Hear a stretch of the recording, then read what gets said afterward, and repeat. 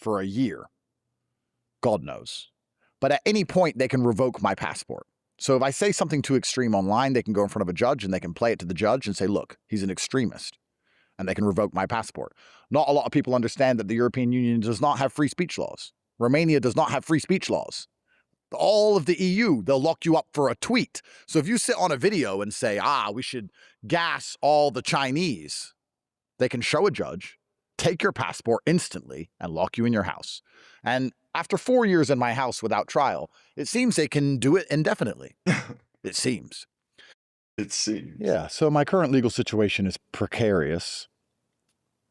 In Romania, the case against me is technically open. It was actually thrown out in December of 2023. A judge ruled there was no evidence to take me to trial. So after all the imprisonment, all the house arrest, all the media slander, all the asset seizures, I couldn't see my mom when she had a heart attack. They tried to take my kids off me. Damn. After all of that, they said, there's not enough evidence here for a trial. And they threw the case out. They did him pretty fucking dirty. 2 months later, in February, I was given my passport. But I remain on bail, and the case remains open. Even though it was rejected, it was given back to the prosecutor. And they said, if you can find evidence or fix it, we'll take it to trial. So it sat on a prosecutor's desk for a year. God knows. But at any point, they can revoke my passport. So if I say something too extreme online, they can go in front of a judge and they can play it to the judge and say, look, he's an extremist. And they can revoke my passport. Not a lot of people understand that the European Union does not have free speech laws. Romania does not have free speech laws. All of the EU, they'll lock you up for a tweet. So if you sit on a video and say, we should gas all the Chinese, they can show a judge, take your passport instantly, and lock you in your house. And after 4 years in my house without trial, it seems they can do it indefinitely. It seems.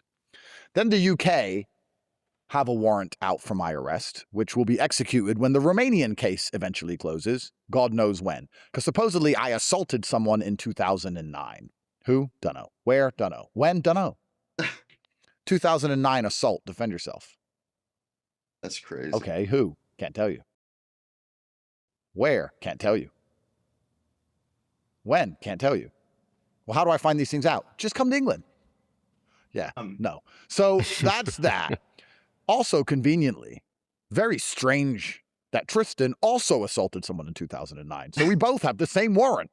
Isn't that a convenient, isn't that a coincidence that we're just running around in 2009? No, they want to get the Tate brothers off the internet. It was actually the Romanian government cucking to the British in the first place that got us arrested. I skipped the bullshit British about Sneeko. I don't want to listen. Labeled us a national security threat in 2022 when I was the most Googled man in the world. They said that I was an unchecked source of influence and that at the time I could have tweeted a time and a date and a place and people would have turned up and rioted.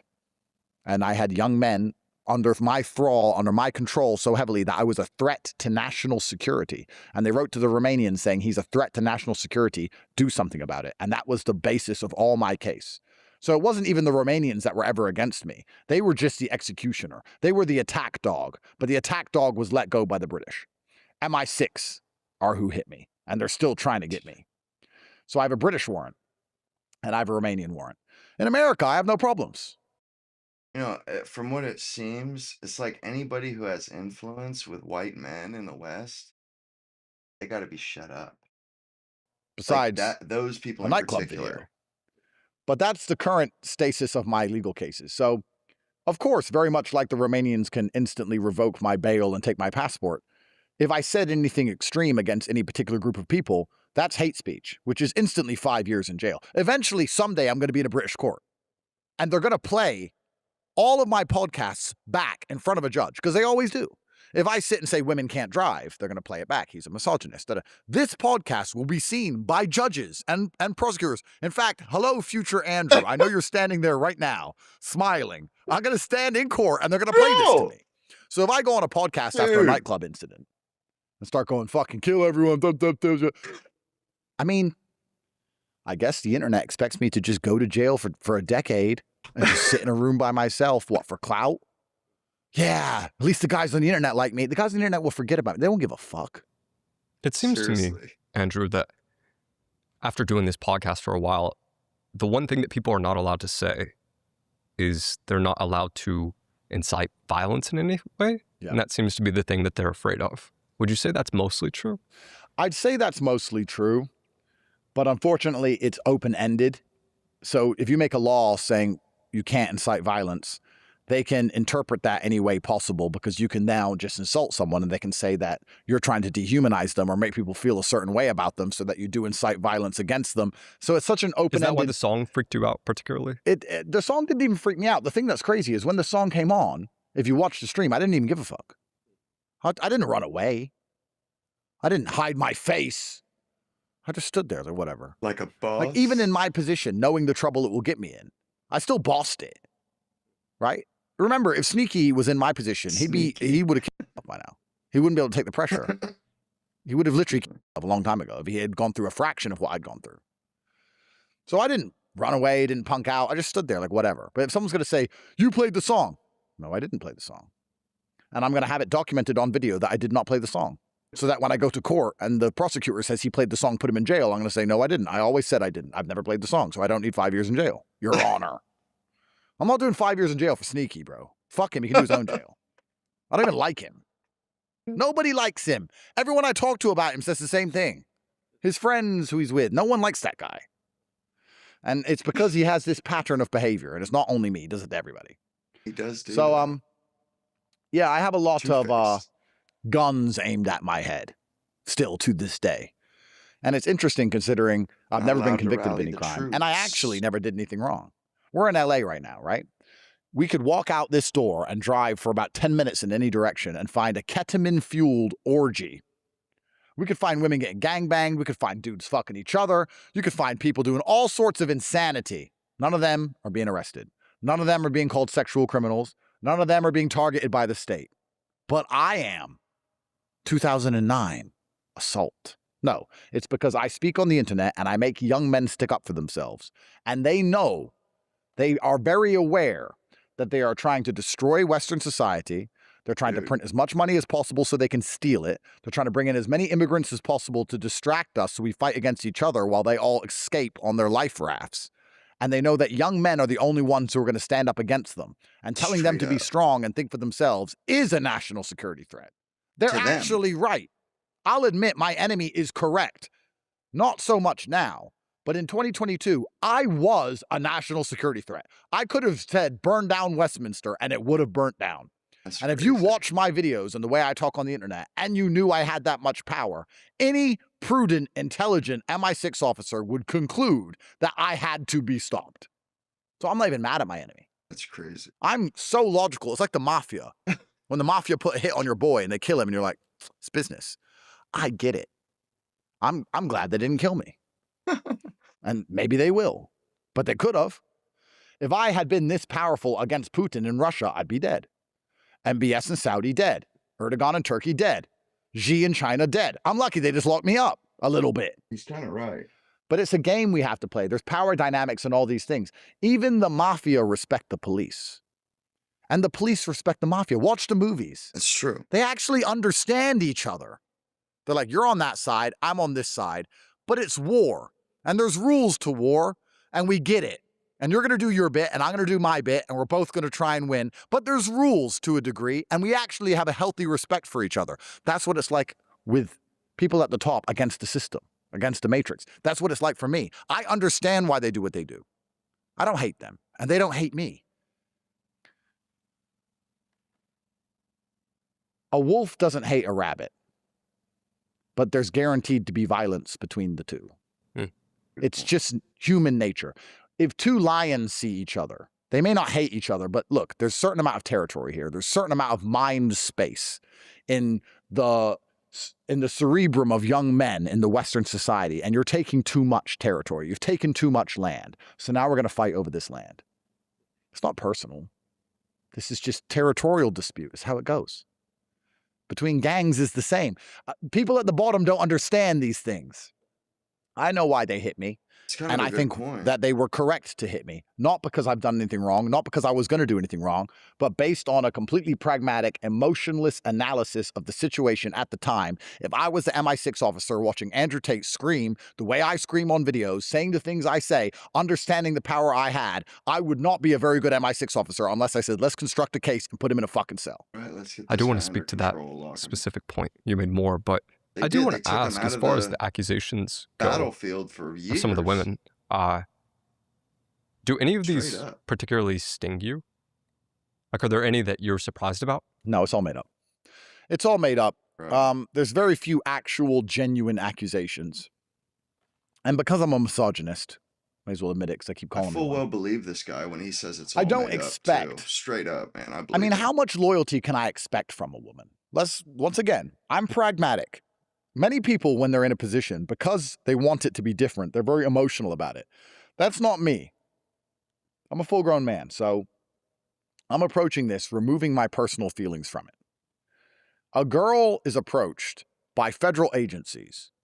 A girl who I knew 12 years ago. She's now moved on, and she has a new man. Her new man doesn't know I fucked her left and right all over the place. She has kids. She has a simple but fairly happy little life. She's not even attractive anymore. She's a bit fat, smokes too many cigarettes, whatever. She finally gets dragged into a room with federal operatives. And they're like, we know you used to know Andrew Tate. And she's like, shit, I don't even want anyone to know this. Yeah, so he's a bad guy. Well, he was good to me. No, he's not good to you. He hurts people. Well, he didn't hurt me. Are you defending him? Well, I'm just saying he didn't hurt me. Okay, but we need to understand who's defending him and who isn't. Well, I'm not defending him. I'm just saying he didn't hurt me. Okay, because you know there's going to be a public trial coming up. And if you're defending him, over 6 hours, they pressure this person into eventually saying, yes, he yelled at me. Assault 2009. Whatever. Give me the pen. Because Andrew's rich and famous. He doesn't give me any money. Andrew's forgotten about me. I tried to text him 100 times. He doesn't reply. Why am I going to defend Andrew and lose my husband? Why am I going to ruin my relationship? Why am I wasting my day with the police? Why am I going through any of this for Andrew? He doesn't even remember who the fuck I am. Andrew slept with thousands of women. He doesn't even know who I am anymore. Just give me the piece of paper. Just sign. Logically, me as a man, can I really expect her as some random chick to sit there and go, no, I stand on my principles. Andrew never hurt me. No, of course not. This is the real world. Your friends will sell you out, bro. You can go to a fucking club with some nobody and be nice to him to give him clicks for his fucking shit streams and he'll sell you out. Let alone some bitch you fucked 10 years ago. So am I sad that some silly bimbo got convinced by world-level psychologists and federal agencies to lie? Truthfully, it's like, well, duh. It's like being sad about the rain. It's like, I don't want it to rain, but it rains and now I'm wet. You know, I had a Russian sex spy, a former, on the podcast, and I was asking her, like, did you ever have to get rid of a woman so you could approach a target? She's like, oh yeah, it's the easiest part of it. Yeah. You just go to a bar with her and then you take a photo of her and send it to the guy, or you just give her money. She said that's the easiest part of the job by far. Yeah. So it just speaks to the fact that it's fairly easy to compromise someone. Women are not Especially physically women, strong. And when I you're would not physically argue. strong, that reflects your mentality. You're not prepared to sit there and argue with big, strong men with guns when you know you're physically weak to defend somebody you no longer speak to. It's just, women are weak and you can just bend them into things. You can force them into things. You're the fucking cops, bro. You can put people in jail. You think you Right. can't get some chick in there and scare her.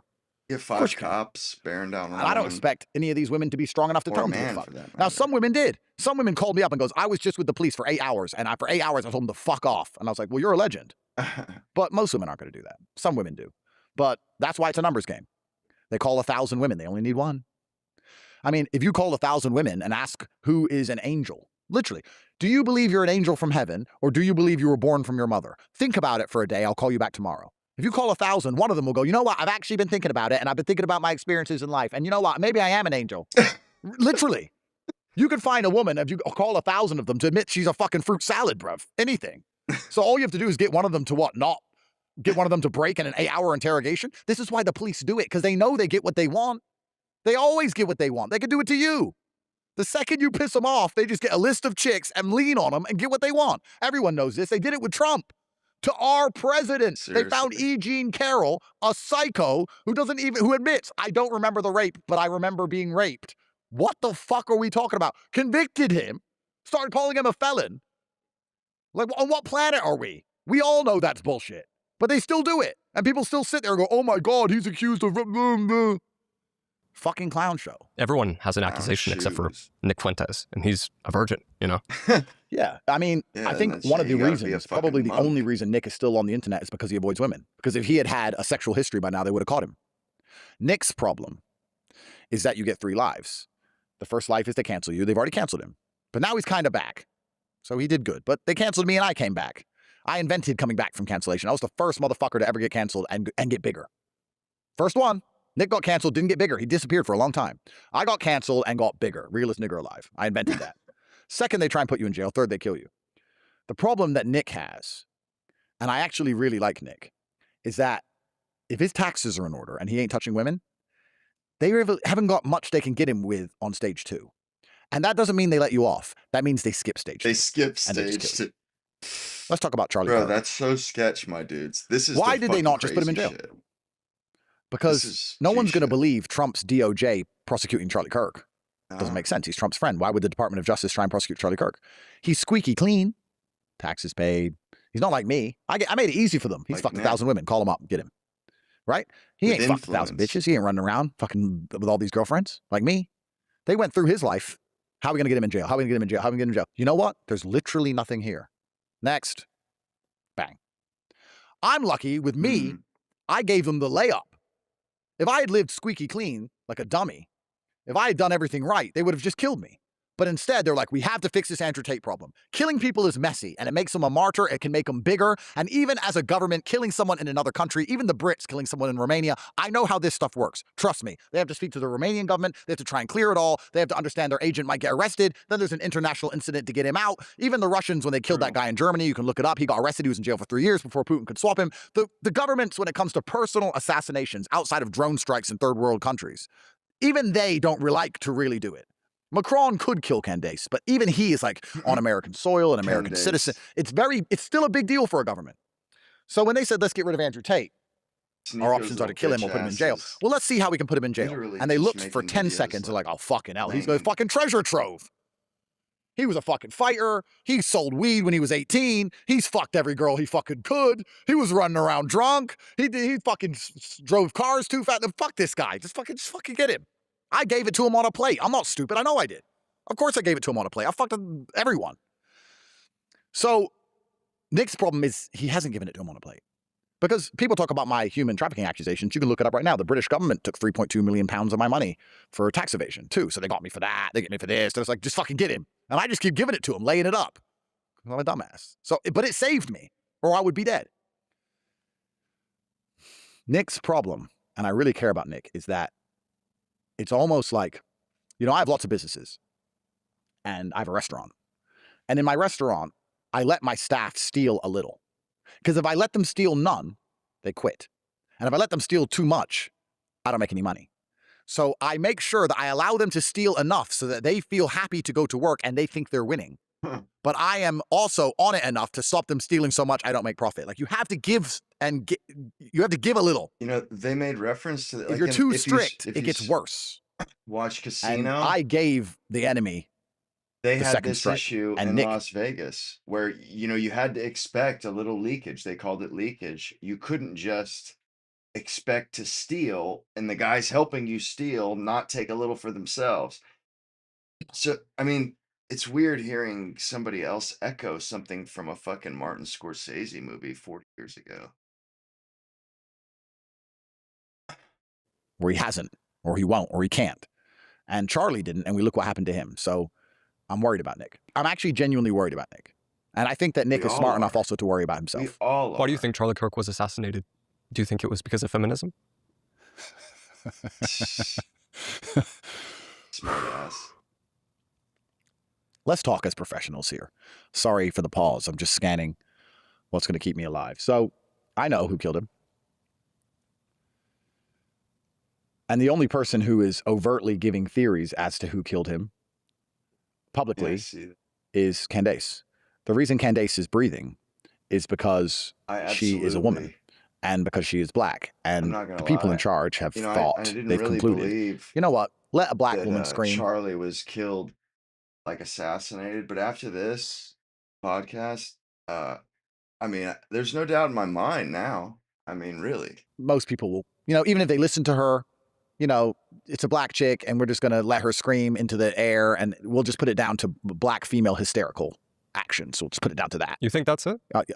We'll get some bots on Twitter and we'll get everyone to call her crazy and we'll pretend she's hysterical and we'll push all of this narrative that she's nuts with some paid influencers and we're going to get everyone to call her crazy, even if she's right on the fucking money, even if she gets it perfectly right. Even in one of her episodes, if she describes it perfect, we're just going to convince everyone she's nuts because she's a black chick and we can convince people that she's just hysterical like the Walmart ran out of fucking cocoa butter and she's mad. So let's just do that.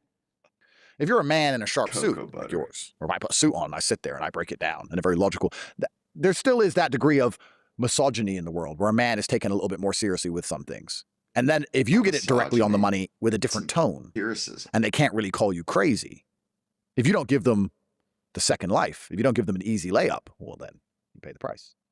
That's the first thing to analyze. Now let's analyze a couple other things. You know, this honestly, this shit makes sense, bro. Charlie's like Nick. He didn't have no skeletons in the closet. So it kind of makes sense that, you know, they really didn't see a second option. It's not my job to say who killed Charlie. It's the job of our agencies, which we subsidize with our taxes, our tax money, to convince me that they know who killed Charlie. Not just to say who killed Charlie, but it is your job to convince me that what you are saying is the truth. The Magna Carta says, not only will justice be done, justice must seem to be done. That is the basis of Western law. Not only do we operate from a place of justice, but people at home see and experience the justice. I am giving millions or billions of dollars, or the American public are giving billions of dollars to agencies whose job it is to find out what happened, tell us what happened, and punish the person who did it.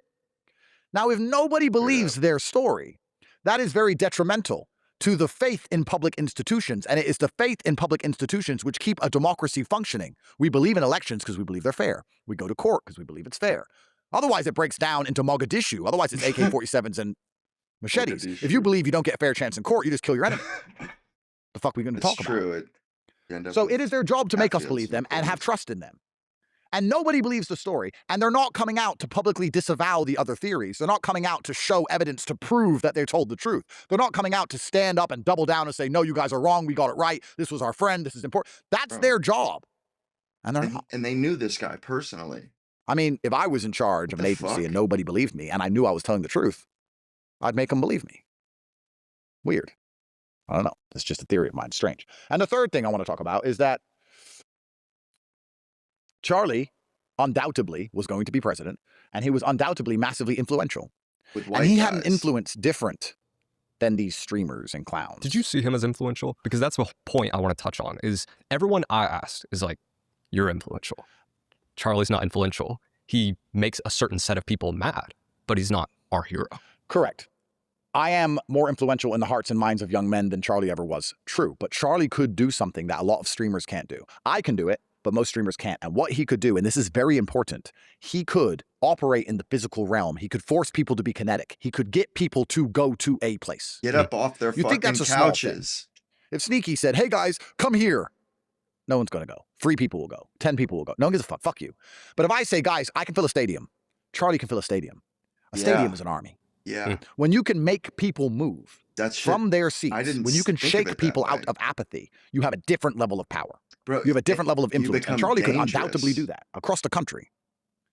So Charlie was very influential in that regard. And when you look at Charlie Kirk and what happened to him, you have to understand that every single thing that happens in the world is simply just an endless battle, a never-ending tapestry. It's like the food chain where the fish eats the slug and the shark eats the fish and the alligator doesn't normally eat sharks, but fuck him. It's constantly everyone after each other in a battle for influence. The media is trying to influence you of things. Advertising is trying to influence you of things. Streamers are trying to influence you of things. Celebrities have their points of view. The label on this bottle, exquisite Effervescence is trying to convince you of something. It's all a battle for influence all of the time. And if you're a true power player, you have influence. I had more influence over the young men than the BBC. The BBC said do something, they didn't listen. If I said do something, they did listen. So they hit me. So Charlie had influence. And everyone who didn't like or was threatened by what he was about to say, or how he was about to use, or how he was currently using his influence, wanted him gone. It's all just an influence battle. Charlie was an influential person, and that's why he's dead. So to get to the bottom of who shot him in the neck, the question is, who was threatened by, or was soon to be threatened by, what he was doing and saying? And if you work that out, you can get to the bottom of it. Funnily enough, in a lot of these scenarios, people go, liberals. Sorry to interrupt, but if you're a fan of this podcast and want to support real free speech, I just launched a Patreon for the channel. If you join, you get access to all my episodes early and ad-free, as well as the chance to ask each guest do you think AI is going to kill us all? And his answer is pretty interesting. Again, guys, jackneel.com/Patreon. Scan the QR code on screen. But anyway, back to the podcast. Liberals aren't threatened by us. Liberals like the fight. They like arguing with us. Liberals like feeling like they're somebody. Liberals are the most argumentative, mentally ill retards on the planet. If you put 10 liberals in a room, all they're going to do is fight against each other because someone's going to accidentally forget to use a pronoun. But they'll all ally against you. Liberals need you, and they need me. Liberals need Charlie so they can stay friends. Liberals need the common enemy. Liberals don't want to get rid of their enemies. They want to sit and argue with their enemies. They want to feel important. They want to feel morally superior. Facts. Liberals aren't out to kill important conservative figures. Personally, I mean, I know they're saying it was some liberal, some guy. Thought experiment. Maybe not. I mean, let's look at the Butler, Pennsylvania story.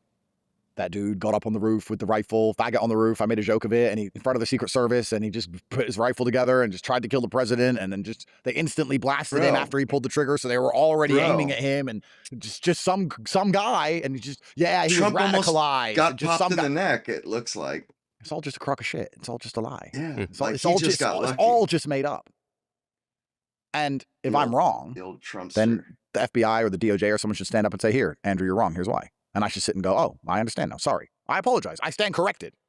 Not sit and go, "Everyone at home knows we're lying, but we can't risk telling any more details because they're going to work out we're lying even worse. So let's just let everybody not believe in us anymore." I mean, let me ask you this, Andrew. In your position, at all, do you find yourself more worried about a radicalized individual or like another group? I am far more worried about a government action than a radicalized individual. I'm not worried about behind all the radicals. Say, "Hey, Andrew Tate." No. And if I ever get killed by somebody who they say, "We found on his computer a letter he wrote about how much he hated Andrew Tate." Dude. "We found his passport in the wreckage. You know, we found the passport." It's a fucking joke, bro. If I ever get killed by some individual who hates me, it was a government. Governments love the scapegoat. Like, let's imagine a group of people wanting to kill our president. They'd send some piece of shit up there to get blasted knowing he's going to die. They'd convince him to do it. Of course. And then they'd just blame it on some lone wolf. Of course they would. You know, all the intelligence agencies on the planet are currently trying to recruit idiots to do things exactly like this. If you go to Turkey, or you go to Kazakhstan, Uzbekistan, Kyrgyzstan, any of these countries, and if you hung around there for a while, and if you knew the people I know, eventually you'd end up in conversations with people who would try and convince you to do extreme things, dangerous things. And they work for foreign intel agencies. Whether they work for the Ukrainians and want you to commit an act of atrocity against the Russians, like the Moscow attackers did not too long ago and killed all those people in the stadium, whether they work for the Russians and want you to commit an act of atrocity against the Ukrainians. And they'd convince you that you'd be paid well and you'd be a hero and you should do it. And they'd sit there and they'd try and find some guy who's half mentally ill or a little bit retarded or broke or desperate. Every intel agency on the planet as it currently stands is trying to recruit people specifically to do stupid things so they can blame that person after the action takes place. There are no lone wolves. This is all intel agencies. This is all they do. He's right, man. This is fucking it's interesting because we can even look at Islamic terror. Mm-hmm. They don't blow themselves up. They find some young guy and convince him to go blow himself. Yeah, they do it over there, too. I'm Muslim. I'm saying, if you got a bunch of virgins for blowing yourself up, surely they'd be doing it themselves. Why are they convincing someone else to do it? This is the way the world works, right? So, and how persuasive are they? Unfortunately, you don't have to be that persuasive. Very much like my situation with the girls. It's a numbers game. You talk to 10,000 people, and eventually you find one. And you go, okay. If you can add in some psychiatric meds, if you can add in promises that they're going to make it out and they're going to be a hero and all these things, if you can add in fake friends, like I think they were saying that Tyler. You know, a lot of people aren't doing very good right now, and it's not all that hard to convince them that, you know, just fuck what you're doing now and, do this and you'll be famous forever. Killed Charlie was on Discord talking to his friends who were convincing him to do it. Who's to say? Were they friends? Bruh. I mean, who were these people? Bruh. Because, Did he ever even meet them? well, Yeah. have they ever been arrested? Were they fucking agents that talked the don't kid know. into it? So you add in a social circle, you add in some Even if the psychiatric kid meds, did you add in a do it. financial incentive. You usually get a love interest. You get some girl or someone. If you do this, you'll be my hero. You add some fucking little bit of basic ass pussy. You put it all together and you go to 10,000 retards. You get your guy. And the guy in Butler, Pennsylvania, for example, literally got blasted the second he pulled the trigger. Shot at Trump, bang. So they were already aiming at him. They just didn't want him to talk. That's fucking crazy. You know the guy That's who killed that's JFK, Lee Harvey Oswald, killed? He was killed in jail. Did you know that? by a guy, And the guy was who killed killed in him jail. Was killed in jail. So he was Bruh. killed in jail, and the guy in jail who killed him was killed in jail. The chain, I mean... So I'm not worried about some lone actor, because if a lone actor kills me, and it makes the news, and they say the lone actor was watching many videos that said Andrew Tate is misogynist, a government did it. This whole lone actor crap, no, it's all bullshit. I know there are groups of powerful people who are very concerned with the amount of influence I have over the world. And what I've tried to do is measure the risk-reward ratios. I've tried to sit down and think, okay, if I'm going to talk about certain subjects, how can I talk about them in a way where I can point people in the right direction so they can come to their own conclusions, but I not don't cross get the shot in the threshold where I face. need to die, but I can actually help the fight, even though they call me a fucking sellout. Or how I could talk about a subject and it pisses these people off, but it actually makes these other people happy with me, and that gives me some top cover there. So I can go to this country and live my life in peace, for example. Right. It's complicated. And this guy is on the run. If he goes back to England, he is going to prison. Shut up and I could spray cologne and take 200 million and just fuck Sydney Sweeney and just be a fucking A-list. I could just do that and stop getting called a sellout. If the people I've helped don't soon show some appreciation and gratitude, what I'm going to do for the plot, Jack, for the plot, is show them what a sellout. For the plot, I'm going to go do movies, take 500M and just fucking hang around with A-listers. When they go, Andrew Tate sold out, Andrew said, I'm going to retweet and go, yep. Tried to help you fucking idiots. Are you still poor? Are you still at home, broke? It seems so, because you weren't nice enough to me. I deserve gratitude for what I have done. I didn't have to do it. I was rich before I did it. I gave up my whole fucking life. And people need to start being nice to me. And if they don't, they're going to see what a sellout is. And I'm going to enjoy it. I'm going to laugh the whole way, because I'm not selling out in my heart. I'm just teaching them all a lesson, you know? It's funny about this interview is yesterday. Tate sits. I'm not going to say It's so too much fucking about my weird. experiences doing all this, but I'm sure I've had Always some sits like that. experiences that you've had along the way in what you've been doing. And I was like, should I just quit all this? And then someone's like, Tate's in LA. And I was like, might as well have a conversation with him about it. We're But- old friends. You know, I understand why the ruling elites treat us like they do. And it's truthfully because people are shit. Like an individual person is okay. We know individuals who are good, but en masse, people fucking suck, bro. And as you climb the ladder and get more and more attention from people, you see more and more how sucky they are. And then you get to a point where it's like, well, I'll just look after myself then. You know who I think must think this the most, even more than me? Two people. Firstly, Trump. He's trying to save America. He's not a perfect person, but he's trying to save America. And everyone's just fucking calling him names, insulting him, wishing he was dead, laughing at him getting shot. Judges are preventing his orders going through. Like, he's trying to save the country you live in. And people are insulting him. Imagine how demotivating that is to sit there and go, what the fuck am I even trying for these? I'm trying to save America and Americans, and most Americans are fucking retards. I could have just stayed rich and not bothered. And who else gets it and must really dislike people is Elon.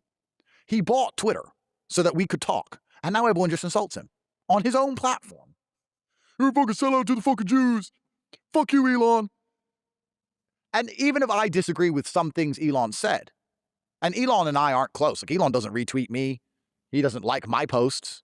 Elon doesn't talk to me. But I have enough respect for Elon that he gave me Twitter that even if he said something I disagree with, No matter what it is, I'm not going to sit there. Even if I may at most respectfully disagree. Maybe I was raised in a different generation where you show respect to people who do nice things for you. Maybe I'm crazy. But I'm not going to sit there and go, you fuck you, Elon, you fucking fuck you. And I see people talking to Elon this way, and I'm like, he must hate everyone. He bought an entire company to let us talk. To win an election. But, I think a lot of that shit is fucking astroturf, man. And I think Elon sees the strings that, that all these fucking accounts, they ain't even real people. And everyone's a dickhead. And you probably get it too. You make the podcast, and it's like, oh, that was shit. That was a sellout. Oh, your pods used to be good. Blah, blah, blah, blah. And you're just like, what the fuck? And then you wonder why the people at the top go, you know what we should do? We should just lock them all in their houses and make them wear masks so they can't talk anymore. How about we just take all their freedom away? Because they fucking suck. I should fly to Davos on my jet and just say, guys, you were right. Guys, I'm sorry. I tried to free the slaves. My stupid ass got rich and walked into the slave compound and looked at all the slaves locked in their cell and said to the slave owners, dude, guys, you can't. This is inhumane. Don't do this. Let me go tell the slaves how to escape. Guys, if I tell you how to get out the cage, they're going to kill me. So what I'm going to do is I'm going to tell you where the key is. You're a sellout. I'm not a sellout. I'm not inside the cage with you. I'm the only one over here trying to help you get out. I'm telling you where the key is. You're a fucking sellout, fucking Jew. Guys, you were right. You're right. Just keep them in the fucking cage then. Just keep them there. They're fucking retards. I totally get it. I should go have some wine and a nice scrumptious dinner with the other world leaders. I should go to Davos and say, hi, Klaus. Yeah, okay. I'm sorry. Don't escape the Matrix. Let them stay in it. I'm out. Leave them there. Some people do want it. People fucking blow, bro.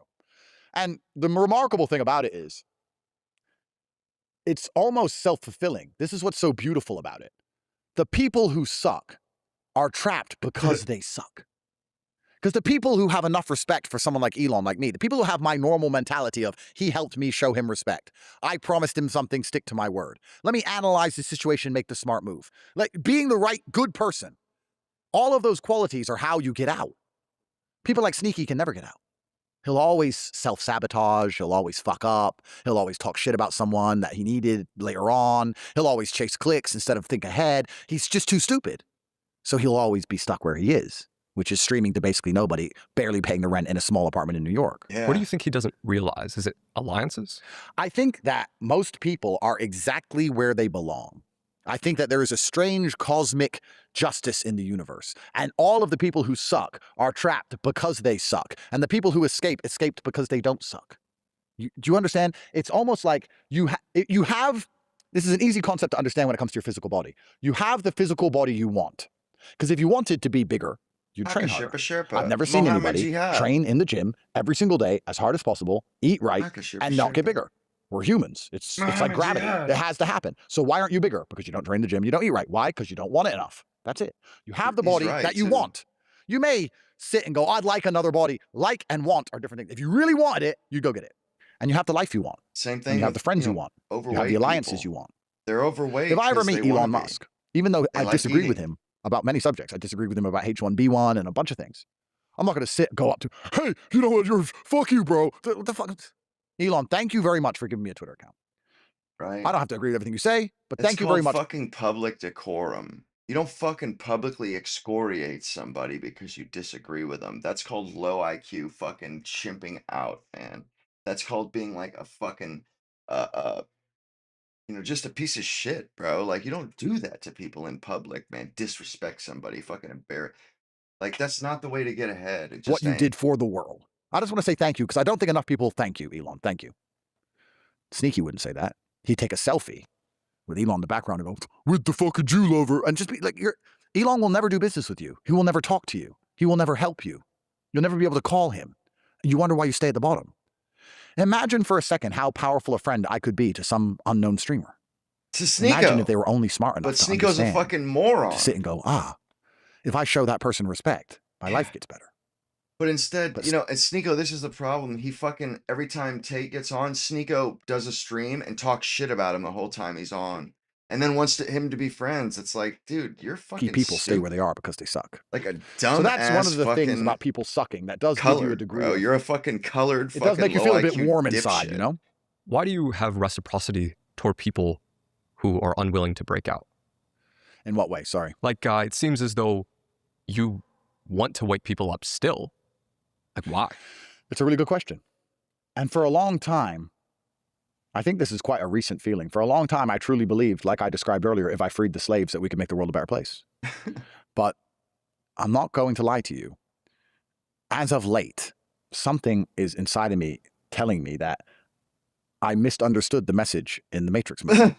I watched the Matrix movie, and I've watched that movie 1,000 times. I understand that movie on a level nobody else understands it. I have all my own crazy theories. Have you seen all 3 movies? Just the first 2. Okay. Yeah.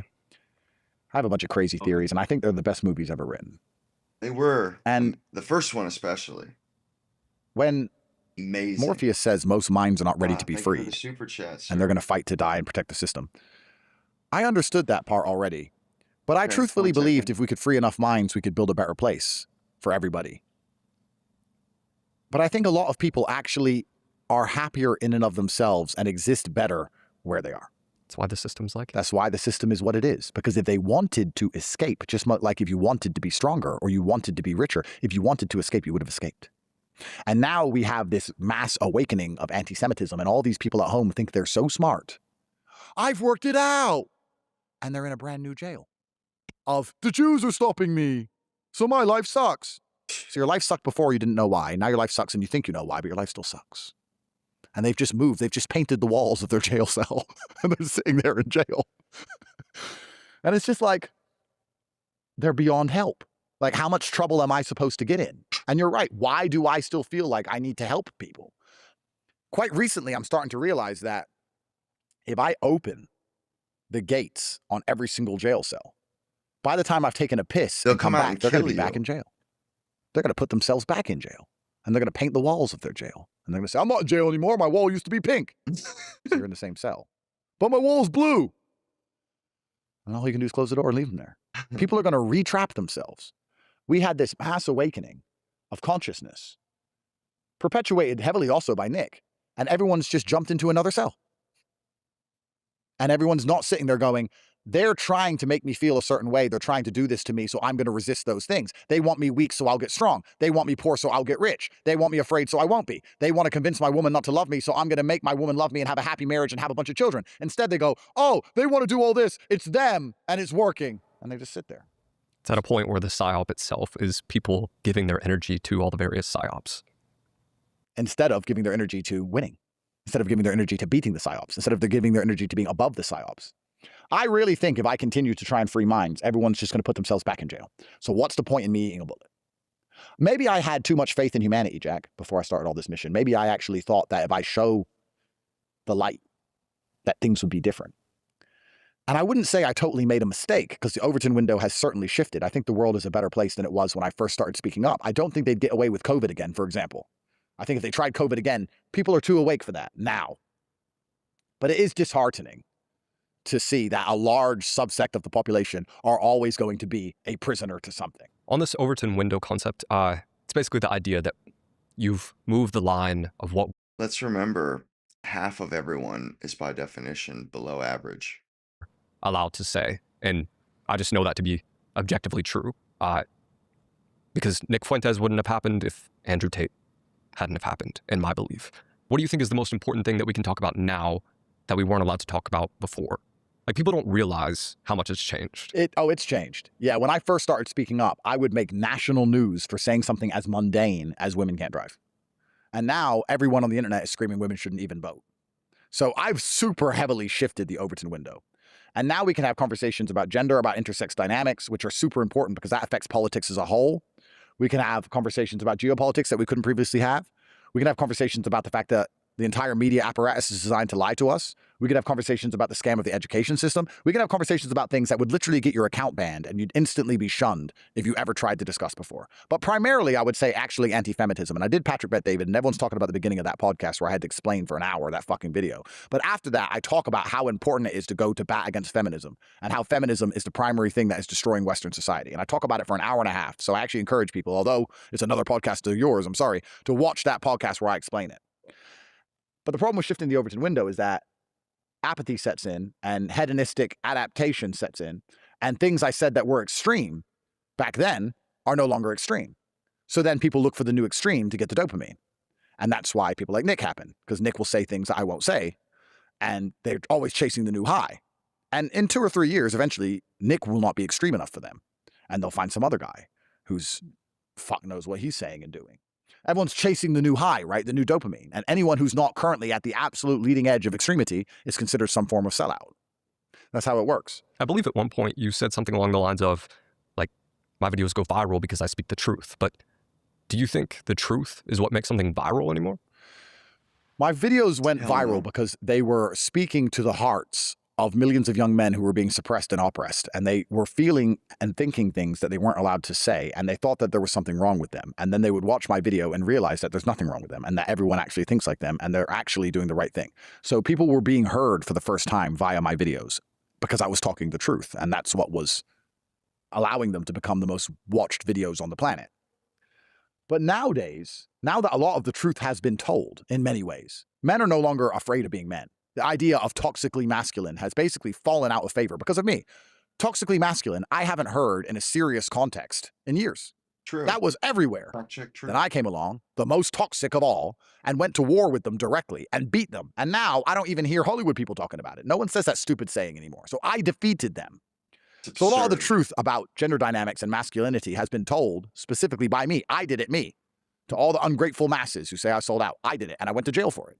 Why does he give a shit? So what is people truth what think? makes something viral today? Or is it just a world where everyone has not. ADHD, nobody can focus for very long, everyone's chasing as much dopamine as possible, everyone wants the most extreme content, no one can even watch a movie or read a book without staring at their phone, we need 5 or 6 different inputs at the same time, all these different stimuli. So are people now looking for the truth, or is enough truth been told and now people are just looking for entertainment? And entertainment is often, Bullshit. whoa! And whoa doesn't have to be true. Whoa just has to be whoa. True. It's also the people getting permission to engage with something that they find like unsettling. That's kind of why your recent incident went viral, because it was perceived as so extreme that certain groups of people were given permission to engage with it. You know what I mean? I think the recent incident went viral, truthfully, Jack, with all due respect, because I was there.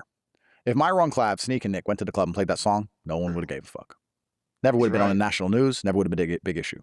If Clav and Sneeko play that song right now on stream, which they've done 1,000 times, guess what's going to happen? Nothing. They're nobodies. But Andrew Tate was there. I'm a real guy. So if someone got shot in that nightclub, the news article would have been, a man shot in the nightclub Andrew Tate is at. Andrew Tate near shooting in Miami nightclub. Andrew Tate involved in gun incident in Florida. I didn't shoot him. I didn't get shot. I was just there. I'm the main fucking character. I mean, it's cool. I mean, it's kind of flattering, but I'm the main character. It went viral because I was there. You have all of them, maybe Myron, maybe Nick a bit, but it's because I was there. That's what it is. So, I mean, Nick's views are very well known. Myron's views are very well known. But I actually think, if you want me to super analyze that situation, I think the only reason it blew up is because the system can use it to bat me over the head. Myron's not going to go to jail for that. Nick's not going to go to jail for that. The other two aren't going to go to jail for that. The only person who's looking at possibly going to jail because of that video is me. So the Matrix pushed that video very heavily to use it against me in court. I'm the one who's going to have to face the court case for that video, even though I didn't play the song. Only me. Anything I'm involved in that they can use to wreck me, trust me, they'll do it. Do you get skeptical every time you see something that's super viral? Oh, 100%. 100%. Dude, People think the media tells you what happened. this is The media, fucking- its specific job is not to tell you Gold. what's happened. It's to Right here. prepare you for what's about to happen. The simplest example of this is Diddy beating the shit out of Cassie in the hotel. That clip came out, and I said to Tristan, Diddy's going to jail. And he said, why? I said, have you seen the clip of him beating up Cassie? He said, is he going to court for that? I said, no. He's never to this day been charged with that. I said, it's nothing to do with that. They are trying to prepare the public and Public prepare the opinion. public's minds that he is a bad person and deserves jail. Fucking 1 week A. later, he was arrested. Was he charged with beating her up? No, that's on video. Wasn't charged with that. How did I know that was a setup? Because that video is 15 years old. Why would they hold on to a video for 15 years and never release it? No one ever saw it And then before. release it all of a Then sudden. it pops up out of nowhere. Then he's arrested. Because if they just arrested him out of nowhere, people would be like, hey, not Diddy, I They like his wouldn't stand songs. for it. No, they want everyone to believe you're guilty before you're even found guilty. So they had to release the video to set him up. Yep. Why Can you did explain that more? The gradual disclosure That's thing? real absolutely? deal. So the media is specific. It's almost like the media makes things come true. It doesn't report what happened and what's true. It makes things come true. So let's look He at my earned a example, lot for of example, and I think respect this from me explains it. in this interview.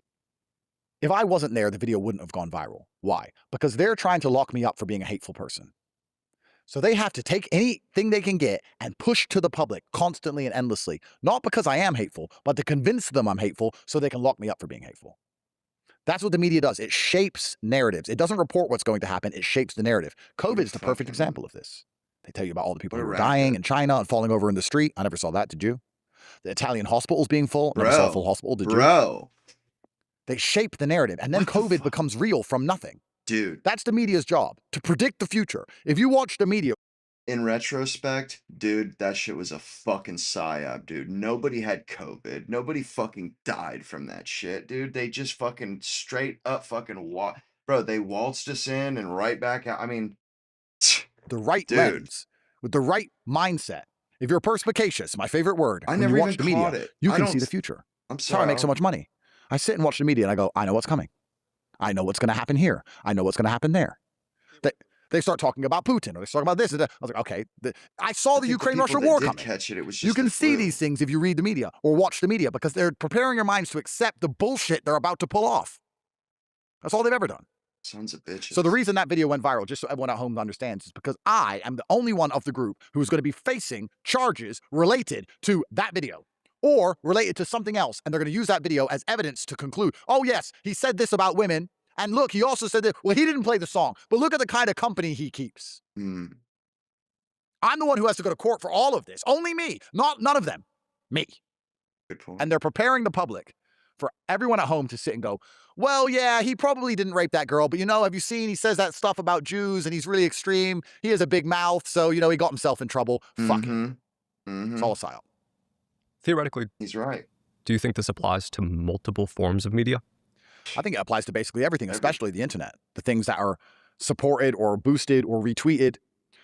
Most of the accounts on the internet now, I have a theory, 90% of them are fake. I can't tell you what I know, Jack, but let me ask you a question. I'm going to ask questions. I'm a dummy who's just asking questions. If you're an intelligence agency, it's your primary objective to keep stability within your country, prevent terrorism, prevent extremism, and keep your country relatively stable. Would you agree? Right. Okay. So to do that, you try and push ideas in the education system and with the media, and culturally, you have your ideas that you want people to believe in. So you push them via your mechanisms, which are the schools, which are the newspapers, which are the TV, and you push these ideas out as much as possible so people adhere to them so that your country remains stable. Would you agree? Mm. So if somebody has ideas which are counter to these ideas, yes, they're a national security threat, but then also they could be a national security asset if they change some of their opinions, for example. Would you agree? Yes. So True. if you're an intelligence agency for a Western country and you identify somebody who's in this position, would it be appropriate to assign a handler or attempt to honeypot him or approach him with an offer or have people come and speak to him or explain to him why he's in the position he's in? Considering this is just one guy with all this influence, which is causing all these problems, don't you think a security apparatus would apply some form of human intelligence to this individual? Right. And then this individual would understand things about how the world works, which he was told from people who run the world. And he would know exactly what he can and can't say as to what's going to get him killed or not. That's They crazy. literally say to him. He's had these conversations. in this That's what he's hypothetical. saying. Did you see my video about this? Fucking crazy. No. Tristan replied to it, and we had someone who trains intelligence on the podcast, and he walked through this scenario. He said, Jack, they would sit you down at a bar, and they would say, would you consider yourself a patriot? Bro. And then they would show you every piece of search history, Yeah. everything you've ever watched. I mean, you don't want lighter anyone to get footage. hurt if they misunderstand your ideas, right? Right. I mean, you're not a bad person, but you're saying things and some people don't quite understand them and they might take it to extreme. Shit is fucking. In this hypothetical scenario, he was hypothetically approached by 4 or 5 different agencies. Let's say the Israelis tried. Let's say the British tried. Let's say the Americans have tried. And they've told him exactly what he can say and he can't say. And they explained that probably around 90% of the interaction you are currently seeing on the internet is fake. Quick question. Are you someone that makes content or runs Facebook? And I gotta say, I mentioned this last night in my stream. how on Twitter, have you guys noticed that when you get on Twitter, it's a wall of all the same shit. It's either, it's like themes, daily themes. It'll be like a Jewish theme one day where it's all Israeli people, all Israeli bots commenting. That's all it is. And then you'll see it another day, the news cycles change, and it's all the same thing, bro. And when Tate brought this up, bro, it just rang true, man. This shit has the ring of truth. Ads for This your is company. what's If going so, I'm on. guessing The Facebook accounts, all of it is bullshit. And it is narrative that is deliberately being shaped. Dude. This was first done during COVID. Do you remember when COVID first came and Oh. people would tweet out their symptoms? There were these stupid accounts who would say, oh my God, I have Do you remember before the fucking COVID got here, how they were warning us how it was coming? They were they were literally fucking getting us ready for that shit, bro. They were fucking seeding the ground, man. COVID and my throat is so bad. And then they wrote these little paragraphs and it got like 55,000 retweets. Do you remember this? Not many people remember this. Find them. And they were everywhere. Dude. Convincing everyone to be afraid of this disease. So sketch, man. That was all fake. That was the beginning of it. If they want, for example, me to definitely end up in jail, or for people to accept that I get shot in the head, or to get myself in trouble, or for me to lose cover from a nation that's decided to protect me because they believe I'm innocent. If they wanted me to get in trouble, what they would do in this hypothetical scenario is take a nightclub event and then bought the replies that I sold out to try and convince me to psyop me into standing up and doing something stupid. Yeah. Do you understand what I'm saying? No And shit. then people who read the comments, because they're sheep, they'll see morons. everyone else Low calling me a IQ. sellout. So they'll be like, and they join in. right. People are fucking And before you sheep. know it, I've set myself on fire and I'm dead. Our last podcast, you said, that's a good question 17 Scary. times, I think. And I posted a clip of it. And you know what all my comments are on my podcast now? Jack, you ask really good questions. Jack, you ask great questions. And I'm like, damn, that actually works. Yeah, of course. Bro, Of shit course. is scary. dude. Absolutely. People are So sheep. not only can they shape a narrative, but they can use the narrative shaping to force action. If you're, That's crazy. for example, Candace, who I love, I am a fan of Candace. I will Candace. ride for and protect Candace to the end. But if she presents 5 theories on why something happened, and one of them is getting a bunch of traction positive, that doesn't mean it's true. Like Charlie Kirk was an alien. In fact, it might mean the opposite. Charlie Kirk was a time traveler. My point is, we're now at a stage with the internet where it is so heavily manipulated by government agencies. Nothing you read is real. All the people you think you're interacting with aren't real. And the ones that are real are psyoped by the other accounts that aren't real. So everyone's a fucking bot. Everyone's an agent. We're all influenced by it. And they're convincing people to do very silly things. You could be a nobody retard streamer and sell out everybody who's ever tried to help you, even people who are more important than you, believing you're getting likes and clicks and believing you're doing the right thing. Sneeko, he and thinks he's doing good. People like me now. He might just be a And puppet. you're just destroying yourself. And the system is keeping you there where you belong as a fucking nobody. Unknowingly, you're their So- bitch. I know things that I've been told from credible sources. And basically everything Yeah, of course. that you're currently experiencing online is a fucking scam. When you're on the internet, you need to consider yourself alone. You need to approach the internet like, I'm alone here. And I'm actually, for the first time, directly interacting with the simulation, like the Matrix movie. I'm going to talk to the head of the machines, and all the sentients are around me. this All is the a good machines are around me, point. the agents are around me, the hologram programs, the sentients, the machine mind is here. I'm here to talk to the machine and understand what the machine is trying to convince me of, what it wants me like to a do. terminal But there's no console. people here. This is empty. This is a desert. I'm here by myself.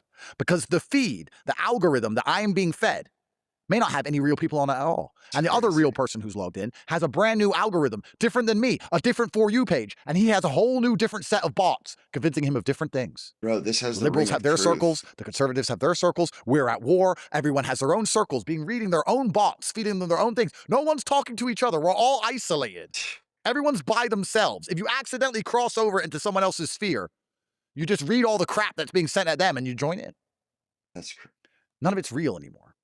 How have the governments, as completely corrupt as they are, remained in power?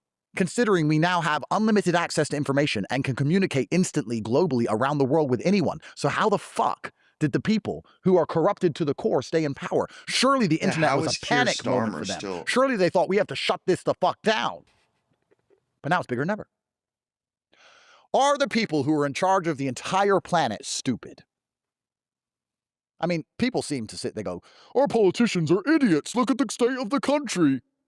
You think it's fucked because they're dumb? Or do you think it's fucked because they want it fucked? Like, are you so ignorant that you think they're ignorant? They run the fucking world. And if you're a smart person who's not in their club and starts to do really amazing things, you end up joining their club.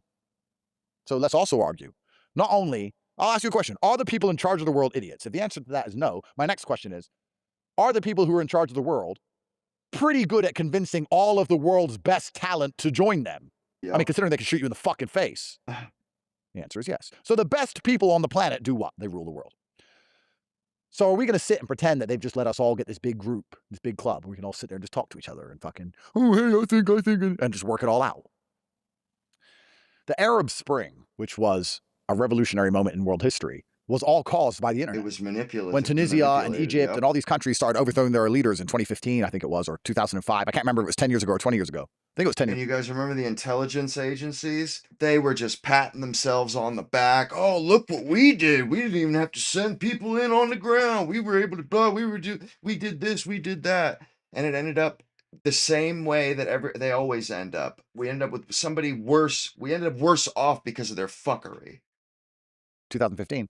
That was all an internet-led protest. The internet itself was the weapon used by the U.S. government to overthrow all these other governments. The America got a fucking hard-on and thought, we don't need to even bomb countries anymore. We can just set up fake accounts and we can cause riots anywhere and we can control everything. And then Donald Trump won the presidency in 2016 and they were like, oh shit, the internet was now used to choose an American president that we didn't want. We used the internet to choose a president that we did want somewhere else, but it turns out that can also be used against us. This was in 2016. Because Donald Trump was the first internet president because the news hated him, the media hated him, everyone hated him.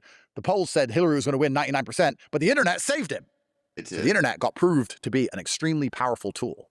Yeah. So now there's one of two scenarios. The people in charge of the world go, oh, well, we've lost control of the world. People are on the internet and they've worked out the truth. They ignore the news and they choose their own leaders. Doop-de-doo. Right. Like or did they think, let's hit him with Russiagate. Let's try and get him impeached. And let's get in control of this again. We have to fix this problem. We can't turn it off, but we can perhaps influence what people see. Perhaps. This is 2016. This is 10 years ago. They started working on this. Here we are now, and you scroll Twitter. Does it even look real? Nope. Not even close. That's not real. This is not real. None of this is real. These aren't people. This is not real. I'm sitting there. I'm like, this is not real. This is a psyop. You have to view it as though this thing is actively trying to manipulate me. A machine has analyzed. That's exactly how you have to see it. As everything that's coming at you out of that fucking app, it's curated. They want you to see that. It's all influence, all of it. I'll talk about from personal experience. A machine, and perhaps because I'm so important, some high-level psychologists have analyzed my page and done a profile on me specifically, and they have gone to an algorithm and specifically trained bots to make me believe things that they want me to believe. My feed and my experience is all completely aimed at me. And you better believe Israel. It's not just the comments. No, it's everything. It's the things you see. It's the comments that are sent at you. It's the pictures you see. They know what you click on. All of it is designed. It's a fucking psyop. You're alone in a desert surrounded by machines. Because that's how the elites have regained control. Mm-hmm. Because they lost control in 2016 with the internet when Donald Trump first became president. And now they don't seem to be panicking anymore. No. But they're not really worried. Everyone's awake and aware to what's really going on. It's under control. Everyone's awake and aware to how the government is corrupted. Everyone understands their money's being stolen. Everyone understands they've been lied to for every single war. Everybody knows COVID was a scam. Everybody knows their taxes are a scam. Everybody knows everything, but nothing happens because they're subdued by the algorithm. A smart man I once knew said the psyop is convincing you to talk about the psyop. So we have people who understand the whole world's fucked up, and instead of doing something about it, instead of improving their own life, instead of going out there and doing something good, they're sitting online typing about anti-Semitism. And they think they've escaped the jail. Why? Because their whole feed is what? Anti-Semitism. And they want to join in. And they think they're fucking smart now. And they've worked it all out. It's a fucking trick. They have decided we can no longer hide the truth from the population. So instead, we're going to manipulate them with this very careful, selective outrage, false accounts, false version of reality, where that although they know everything, they stay subdued and they continue to do what? Because you know what all of these people who know the truth about everything still do? Work and pay taxes. Huh. I know the world's a scam, and I'm sick of those fucking Jews. You know what? COVID was a scam, and the elections are rigged. Here, IRS. Those Somalians stole all my tax money. Here, IRS. Dude. What the fuck? The fuck? You think you're a freedom fighter? Dude. Charlie could actually move people. That's what they were scared of. Charlie got people away from the algorithm. Come to this place and sit on this chair. He has to die. But if you're a guy, I can get 100,000 people on my podcast show. Oh, so they're all at home. Cool. They're at home reading the comments. That's fine. You do your podcast. Preach. Doesn't matter. Doesn't matter. None of it's fucking real. Do you bro. think these influencers know how Nobody much bot knows activity? this. Nobody knows. Nobody thinks. If everybody is aware that the world is a scam, why is the world not on fire? Everybody is being subdued by these algorithms. Everybody is a fucking digital eunuch. They're sitting there with their balls cut off. The most revolutionary man you can find and you can name spends most of his time scrolling, bro. Oh, yeah, I'm a freedom fighter. Da, da, da, da. Watch him get bored for 5 minutes. What's he going to do? Scroll TikTok or play a video game. Genuinely, you can name anyone now who tells the truth, and I guarantee he spends most of his time playing video games. But do you think there's some influencers, and I can't say any names on this because I can't think of any good examples, who are being pushed and they don't even realize they're being pushed? Oh, 100%. Every famous influencer within the traditional Matrix is being pushed specifically by the Matrix for a reason. Mr. Beast is being pushed for a reason. This is why he had to let one of his crew go tranny. Bro. That's not in fashion anymore, so they don't talk about that. But when he was at the height of his popularity, one of the people with a wife and a kid randomly decided to become a tranny. Why? Because it was the most watched channel in the world. So they approached him and said, we've made you famous. We made you. And we made you not for you to do stupid game show bullshit. It was actually for you to convince everyone at home that being a tranny is great. So which one of you wants to cut their fucking dick off? Dude, this should happen. Or maybe they just controlled that person's algorithm. And maybe he met some people online who convinced him. Friends. Some friends on Discord. Dude. Never saw them, but they're real friends. I'm going to tell you something I've never told anyone on any podcast. Major black. When I got out of jail, I was getting extremely well-written, actually convincing messages to kill myself. On DM, handwritten letters sent to my address, email. And I'd read them and I'd say, one of the world's best psychologists must have constructed this letter. Why? They're trying to convince me to kill myself. They want me gone. And I'd be reading these letters and I'd sit and say, no man would have written this way, and no woman who's never met me could even think this way. This is a psyop. A psychologist and his team sat there and thought, we've watched all his videos. How do we convince this man to finally just give up? He's locked in his house. He can't get out. He's looking at all these charges. He's facing 10 years in the worst jail in Europe. He'll probably get stabbed to death in there anyway. Surely we can convince him to kill himself. And nobody knows this, Jack. But when Tristan and I would do emergency meetings, we would choose words from these letters and say them. We'd sit there with a cigar with our shirts off and we'd say a particular word and like flex and be like, fuck you. We're not going to do it. And I think the reason they hate me so much, the British state especially, because it's all coming out of England, it's MI6, just like they tried to convince MLK to kill himself. Don't know if you've seen those letters. Have you never seen them? Oh, Martin Luther King got many letters from the FBI saying he should just kill himself. That's crazy. Look it up. Man. The reason they hate me so much is all these psychologists sit around GCHQ going, this fucking guy, we can't break this fucking guy. We've tried every psychologist trick. We insult him in the news. We slander him. When we insult other people in the news, they start crying. They start saying they can't take the pressure. They can't take the media heat. They've arrested my mother. They've arrested the mothers of my kids. They've arrested my girlfriends. They put all them in jail for a day in England. They all trying to threaten on them to fucking roll on me. That's some authority. And we've hit him with all these letters and it doesn't work. Then what they did is they started sending letters to my girlfriends or the mothers of my kids, convincing them to leave me, or convincing the mothers of my kids to not let me see my kids. Psychologists would sit and write letters from concerned, random people trying to convince the mother of my kids to keep my kids away from me. And when they showed me the letter and I read it, I'm smart enough to know.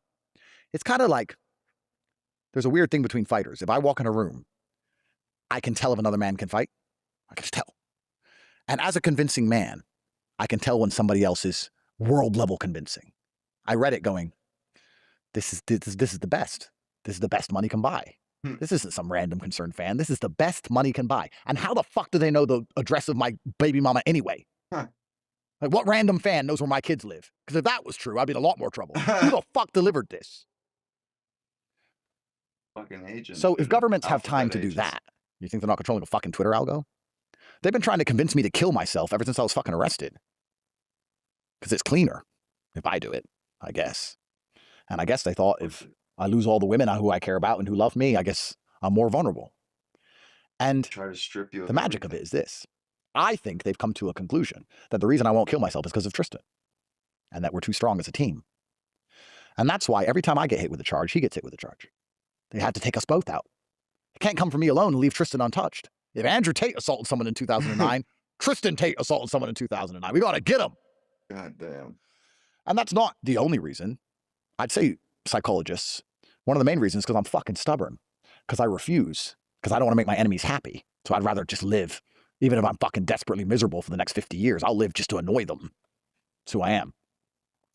But most people on the planet don't have any comprehension of exactly how evil and how conniving and how intelligent the people who are running this fucking show are. They make you give them half your money that you worked for, and they publicly waste it in front of your fucking face, and you still give it to them. You're calling them dumb? Well, They tell you sell what your fucking country speed to brown drive out people. on the road. They tell you where you can and can't fucking live. You buy a house and you try and put up a shed. They come in and say, no, zoning laws. I bought this house. Ain't really yours. Property taxes, please. So what happens if I don't pay my taxes? We take it, but I bought it. Fuck you. Gimme. Everyone's a fucking slave to these people. You think they're fucking dumb? And everyone's sitting around at home going, the leaders of the world are stupid. Look at him. He's an idiot. He runs your fucking life. And these people have not only tried to convince me to kill myself, they fucking spoke to me. They've sat me down and said, look, there's limits. They also spoke to fucking Trump. They tried to put a bullet in his head. He's now the president of the United States. Why is there no investigation into why CNN played Butler, Pennsylvania, his only ever rally they played live on CNN? Why? The one where they try and blow his brains out on camera.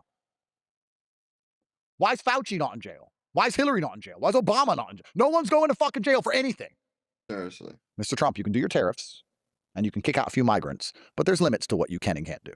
If you want your children to live and you want to keep your towers, you just...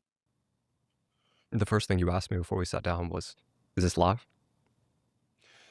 Because if this was live and I was saying what I'm saying, I would already be in trouble. But I know what my limit is. And I believe for anyone at home with half a brain, they understand that I don't have to show you where to piss. I can just point to where the toilet is. You know, that's my job. Keeps me alive. But the world is actually a very... You know, I grew up with nothing. I grew up in Gary, Indiana, which is a shithole, and then I moved to Luton, England, which is a shithole. I lived with my mom by herself, and I grew up amongst crime, and my friends were murdered, and a guy tried to kill me when I was 21. That's why this finger was nearly cut off by a knife, and it's sewed back on, and I became a fighter, and I was selling drugs to pay the rent, and I've been through all this shit, and I imagined if I just get out of the ghetto that the world's a better place, but the world at the top is exactly the same as the world at the bottom. If you're in the middle, you live in this comfortable dream. You live in this illusion where the law is real and the police want to help people. And if there's a fire, I call the fireman. And if I'm sick, I go to the doctor. Doop, doop, doop. But if you're on either end of the extreme, if you're at the bottom, you understand how conniving and underhanded and sneaky and dangerous the world really is. And when you get to the top, it's exactly the fucking same. Countries and politics are the same as fucking drug gangs and street corners, bro. It's the same shit. It's the same shit. And, the reason I told the story about the letters and the messages on Twitter trying to convince me to kill myself is that earlier today, I was sitting there looking at a psyop unfold on my feed related to this video, understanding what they're trying to convince me to do, because my father had a quote, which I read every day. I allow manipulation to find out where my enemy wants me to go, and then I use my mind to break the trap and punish the perpetrators. All you can. What do you want me to do? Let me read it. What is this trying to make me do? Okay, that's what they want. Why? Am I going to give it to them? Sometimes yes, sometimes no. But what do they want? And I was remembering one of the letters that was trying to convince me to kill myself. And I remember it was so beautifully written that I'd read it maybe 100 times. It was so well written. I don't know how to explain to you how well this letter was constructed. I uploaded a video when I still had the beard. in my house saying I had bad nightmares and PTSD and I couldn't sleep anymore from jail. And that was true because of the cockroaches in the jail. They all used to crawl over me at night. So when I got home and I was laying in my bed, I kept thinking I was feeding cockroaches and I couldn't sleep for weeks. And I'd keep checking my bed for cockroaches and I'd sleep with like tape over my mouth and all this crazy shit. You know what that is? He's heard those statistics about how you'll have a roach or a spider or some shit crawl into your mouth and then back out. That would fuck with me too. If I was in jail and then fucking things were crawling it would fuck with me for a while. I was awake all night. I and wouldn't be couldn't able sleep. to And I sleep. refused to take sleeping pills and I refused to go to a psychologist because I refused that shit. I think God gave me nightmares. I'll take the nightmares. Fuck it. And I was sitting there awake. And I remember being awake one night and I read that letter, that message. It was on Twitter. I read it like 50 times. I've never read anything so enthralling. It's like, I don't know So what to say. Imagine gripping. someone writing a letter to you, trying to convince you to kill yourself, but it's so well written that you can't look It's away gripping. Yeah. and you keep reading it. Like a car crash where you see someone's head come off. Crazy. You shouldn't look at it, but you're just staring. It's awe-inspiring. And today I was trying to find the Twitter account that sent it to me. Huh. And I don't remember exactly how the Twitter account was spelled. And I'm typing in and I'm trying to search and find this Twitter account that sent me this particular letter. Because I was just curious, like, does the account still exist? Like, what does the account do now? It's been 4 years. And I'm trying to find it. And I'm typing in all these names of the spelling of what I can remember. And every account I click on, although it's not the account that sent me the letter, every single account I click on, it's a fucking bot. It's like, oh, that's just a bot. That's just a bot. And after about 20 minutes of clicking on about 40 different bots, all with very similar spelling to my name, I thought, are all these bots convincing someone else of something? Yep. None of these bots are messaging me, but they all exist and they all have a similar name. Who are they messaging? What are they trying to convince them to do? Maybe they don't want them to kill themselves. Maybe they want them to go kill someone else. Maybe they're friends. What is this? It really bothers me that they can astroturf public consensus. They can get people to come to their consensus or to their propagandistic point, and do it without the person even having ever known or being aware of it. It's awful. Nothing, because Jack, I barely believe we're real at this point.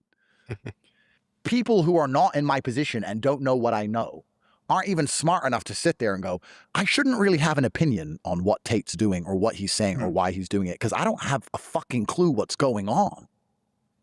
I saw the nightclub video. Here's what you should have done. You don't even have a fucking clue. You think that video went viral on accident and that the comments are real and that people don't even understand the fucking game we're playing. Yeah.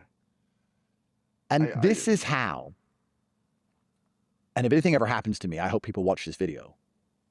This is how I finally now truly understand that the best people on the planet are running the planet. Because if we were to argue that I'm one of the best people on the planet, well, I certainly didn't become this famous by accident. I'm certainly good at something.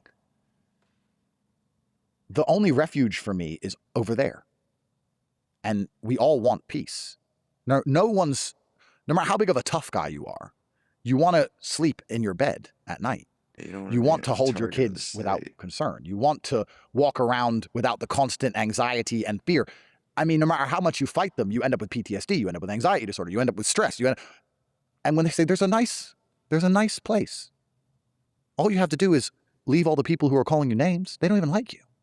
All the people who hate you, all the people who betray you, all the people you tried to help, look, they're bad people. That's why we do it to them, but you're not like them. They're bad people. That's why they get what they deserve. You can have all the money.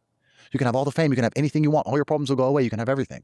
Why are you sticking up for these peasants? Why are you sticking up for these horrible people? They don't even like you. They're mean to you. Andrew, you know better than this. We don't want anyone to get hurt, Andrew. We just want the country to be stable. Why don't you come lay over here? Come over here with us. And you understand why everyone eventually just goes over there with them. Andrew, how did you go from talking to Bonnie Blue to this podcast right now? But I will ask you this. What? No. I'm going to answer that. Did you see what I tried to do when I spoke to Bonnie Blue? Because I didn't argue or disagree with Bonnie Blue on anything. I agreed with her on everything. But I think that people at home understood what I was trying to do and the points I was trying to make. If we understand that certain people, certain ideas, certain algorithms are pushing certain things, why is Bonnie Blue famous? Seriously. What the If fuck? I had the capability to destroy Bonnie Blue and destroy her brand and destroy her influence, why did she sit down with me? If I'm in Romania, a country where I have all these legal problems, why did I take time out of my day to sit down with her? And also, why did I agree with everything she said? I don't know. Tell Now, us. maybe, let's imagine, I was so fucking clever that I could complete the mission of agreeing and amplifying some garbage while also destroying the mission and letting everyone at home understand what I was doing. But why did I even agree to that? If I said no, perhaps things would have got measurably worse. I'm not saying they would have killed me. I'm not saying they would have killed me for that one defiance. What I'm saying is that there is a risk reward to every decision. And perhaps I sat there and thought, this is the mission they want me to complete. But maybe I can actually win twice because I'm that good. So this one is not worth the risk because I can pull this off. I can get away with this. Otherwise, why the fuck would I talk to her? And that's why I went from that podcast to this one. Do you think the lie is different at every level? That's an amazing question. And yes, absolutely. I think that, how they convince someone in the middle to continue to be a good slave in the middle is different than how they convince someone at the top to continue to be a good slave at the top. I think it's slightly different lies, yes. But to a degree, it's all divide and conquer. To a degree. I'd say in the middle, they try very hard to make the Republicans hate the Democrats, the whites hate the blacks. They push feminism so that men and women hate each other. They try very hard to create divide. And at the top, they unify you in elitism and create the divide between you and everyone below you. Come stay over here. They're all peasants. There is none of these divides at the top. This is the thing that people don't understand when I was talking earlier about anti-Semitism. If a Saudi billionaire parks his yacht next to an Israeli billionaire, there's no discussion of anti-Semitism. There's no problem with Palestine. They're both billionaires. This is why there's no war between those countries. There's platitudes on the TV. This is bad. But when they all meet, it's fine. Because it's them. And when a black billionaire meets a white billionaire, there's no racism. Because they're both billionaires. It's still competing factions though, right?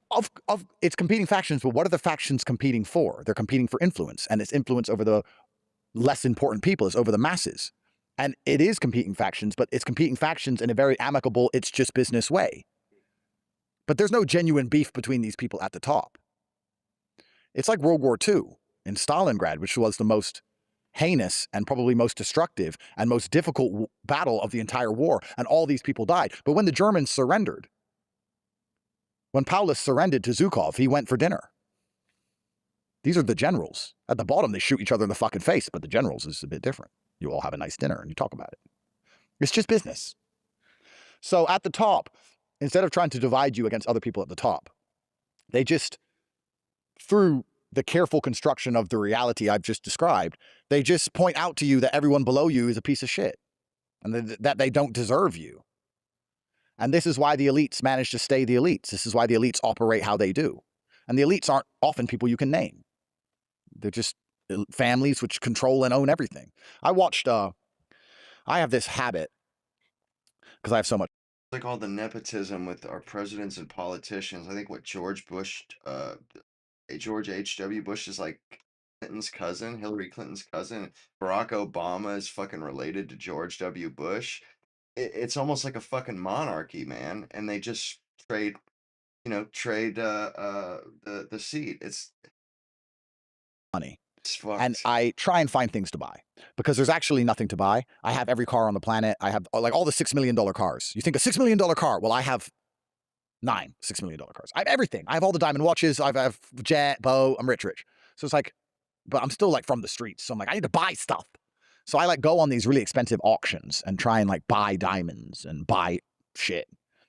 And the most expensive things you can buy is art, but maybe I'm just not sophisticated. Art doesn't do it for me. I don't give a fuck about painting. But I watch these auctions live from my laptop with $10 million loaded up in some account to just spunk on crap. And I watch people buy paintings for like $42 million. And then it says buyer anonymous. There are people every day spending hundreds of millions of dollars on a fucking painting, and they don't even want to flex it. Unlike me, who puts on the diamonds like a dumbass, they don't even want to show it off. They're like, you know what? Don't even tell anyone. Just put it in the hall. Who's going to see it? I don't know. I got like 3 friends. They'll see it. These people rule the fucking world. They rule the fucking world. They're the ones who hire the guy who writes the fucking letter that I can't stop reading. They're the ones who decide who sees what on which algo. They're the ones who decide who lives, who dies. For anyone who doubts what I'm saying, let me ask a very simple question. Do you think Epstein killed himself? Well, Epstein didn't kill himself, did he? Or did he? I'm a dummy. I'm an idiot. I'm just a kickboxer. I don't know. Maybe he was a financier.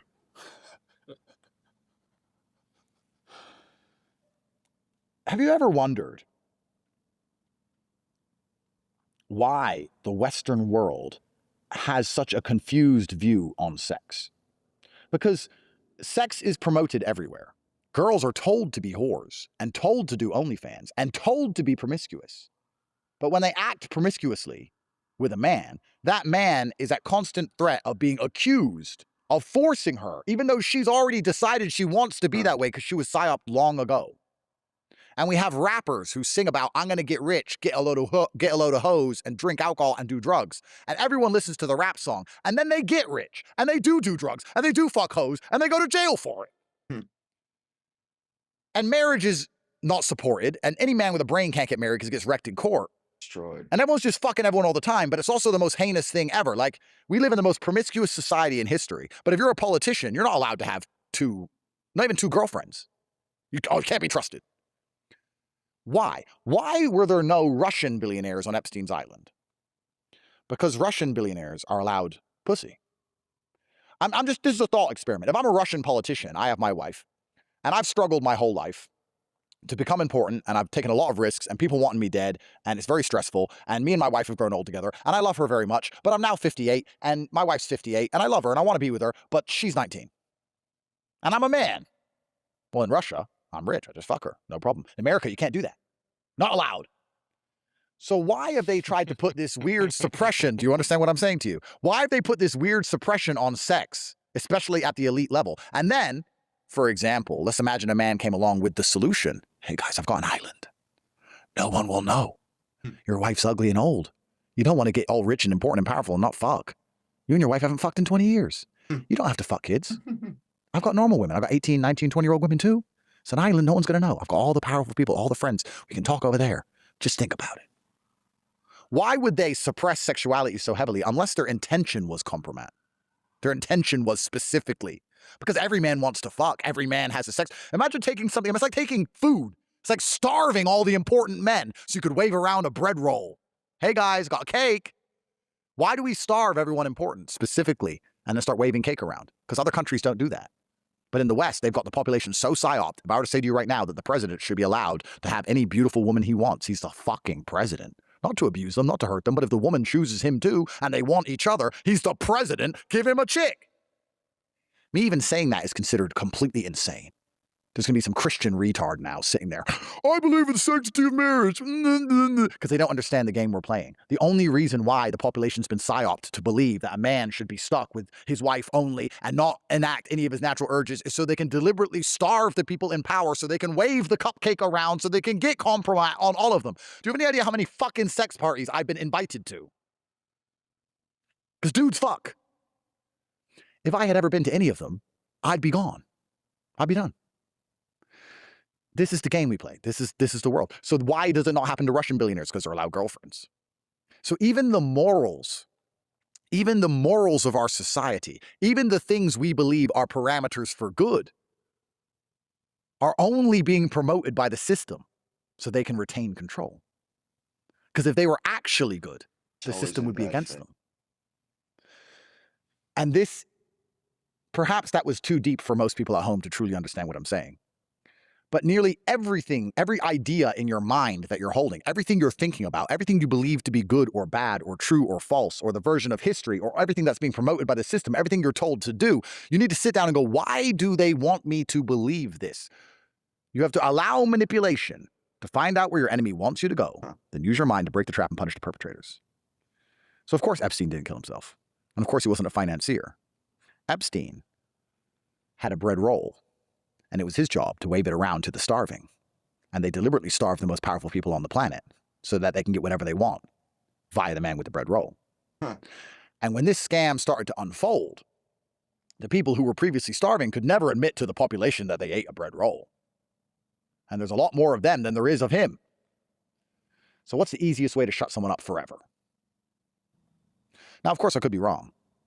And luckily, the agencies which are in charge of this country, which of course understand the Magna Carta means that justice must be seen to be done, are going to stand up and show me that I'm wrong. They're going to show conclusive evidence that I've made all this up.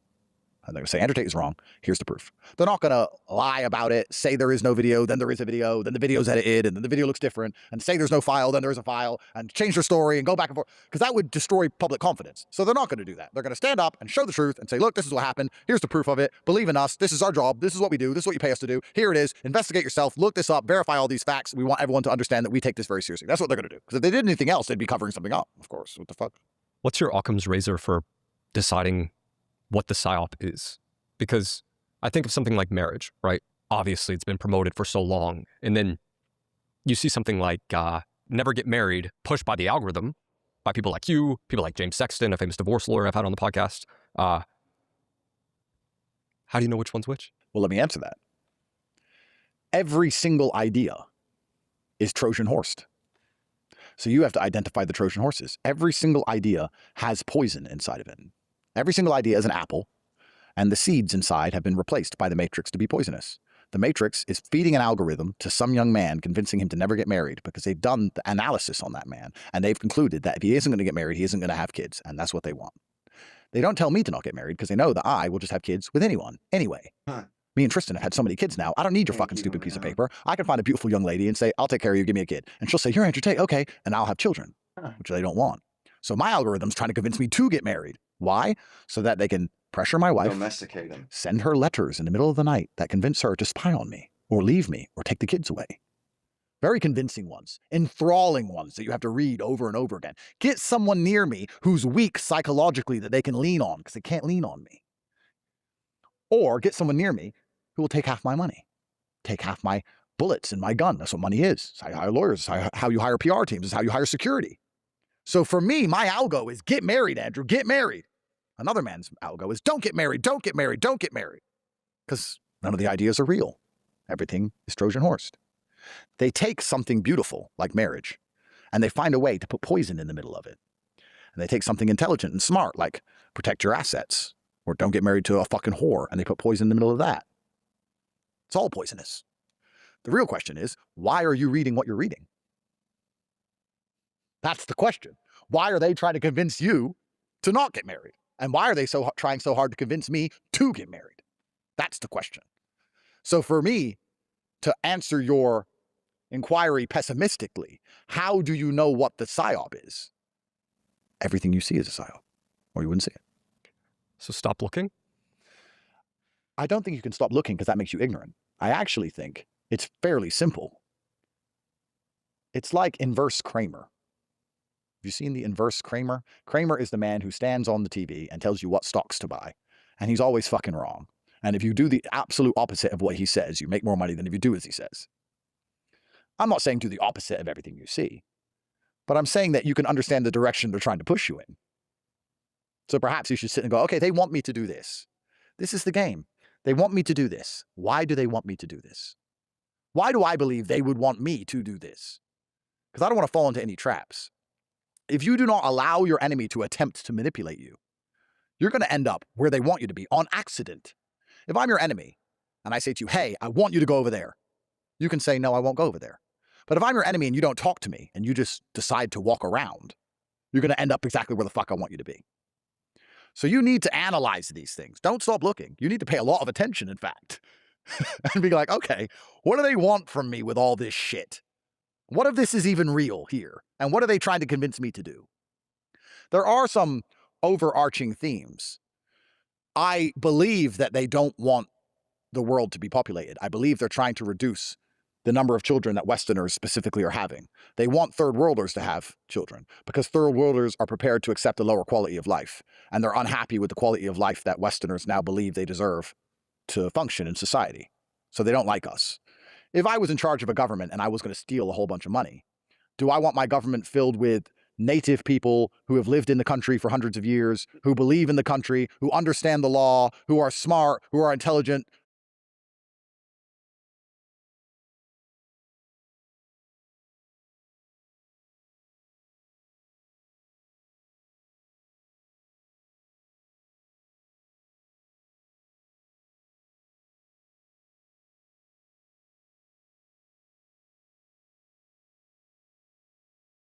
who are going to make a fuss and can sue me?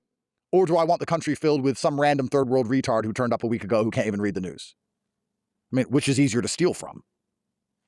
So we understand that they're trying to reduce the population of Western, specifically white people. That's deliberately happening. There's no doubt about that. So for some men, they're going to convince them not to get married to do that. For others, they may take a different attempt. The algo is trying very hard to make me get married. Very hard. Because they've come to the conclusion that Andrew Tate is not pushed by the number one reason people get married. Most men are pressured into marriage because they want children. Andrew will have children without the marriage. And most men are pressured into marriage because the woman nags them into it. Andrew Tate can't be nagged. So most men then also conclude that they need to end up getting married because they can't get offspring from females without the marriage. But Andrew Tate is so well known and so famous and so rich that women agree to have his kid any conditions he says. He can meet a woman and within a week say, we're going to have a baby. I'm going to take care of you. You're going to delete social media. Here's a mansion. Here's a Bentley. This government has agreed to protect me. You're going to stay here and I'm going to go around the world and risk my life. And if anything happens to me, $25 million gets transferred to your account. Please make sure my child remembers me. Love you. So I'm getting done what I want to get done without the marriage. So they're sitting there going, but we need him to get married. We want him to get married. So how do we use the algo to convince him to get married?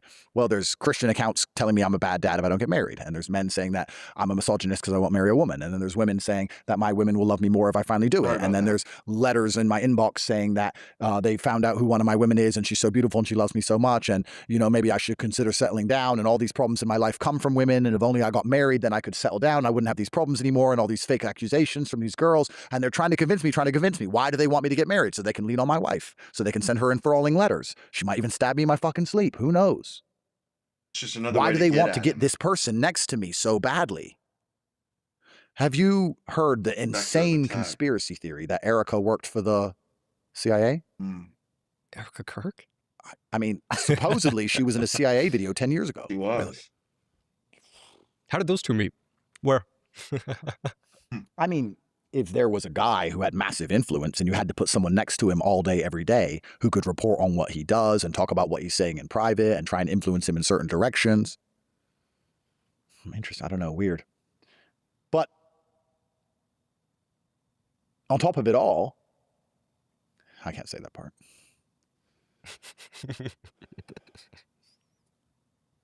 You know, I feel like, you know, when you watch a movie and like the bad guy just laughs before he dies, he just starts like maniacally laughing and Right, like before he Predator. gets shot. Even love is corrupted, bro. It's all a fucking show. If you're in the middle and you're ignorant enough to not understand any of this, maybe you can have some semblance. Maybe you'll have no control. You'll have no authority. You'll be ignorant. You can Bliss. sit on the internet and type your little opinion and Oblivious. you can love your wife Happy wife. and you can happy think life. that, you know, you've got it all worked out. Maybe ignorance is bliss, but you get to a point at the top where you just laugh. You're either going to laugh or you're going to cry. That's it. You're going to laugh You or you're don't going to have cry. any other choice. And you get to the point now where if I see someone on the internet who's even semi telling the truth or semi doing good work, and then I see that they broke up with their girlfriend, it could just be an innocent breakup. Or she could have got a letter. Mm. Or if I see a guy who's doing well in the world and he gets accused Let's of rape, he rug could have pull his raped her. ass. Or she could Maybe have got a we'll letter. push him over to Or fucking got dragged into a edge. room. And then you start to sit and go, well, how do I prevent myself from being paranoid? Because surely some people just break up normally. Who's broke up normally? Which one's a psyop? Which girl was convinced to do this? Which girl's only with the guy because she's spying on him? Which one's real?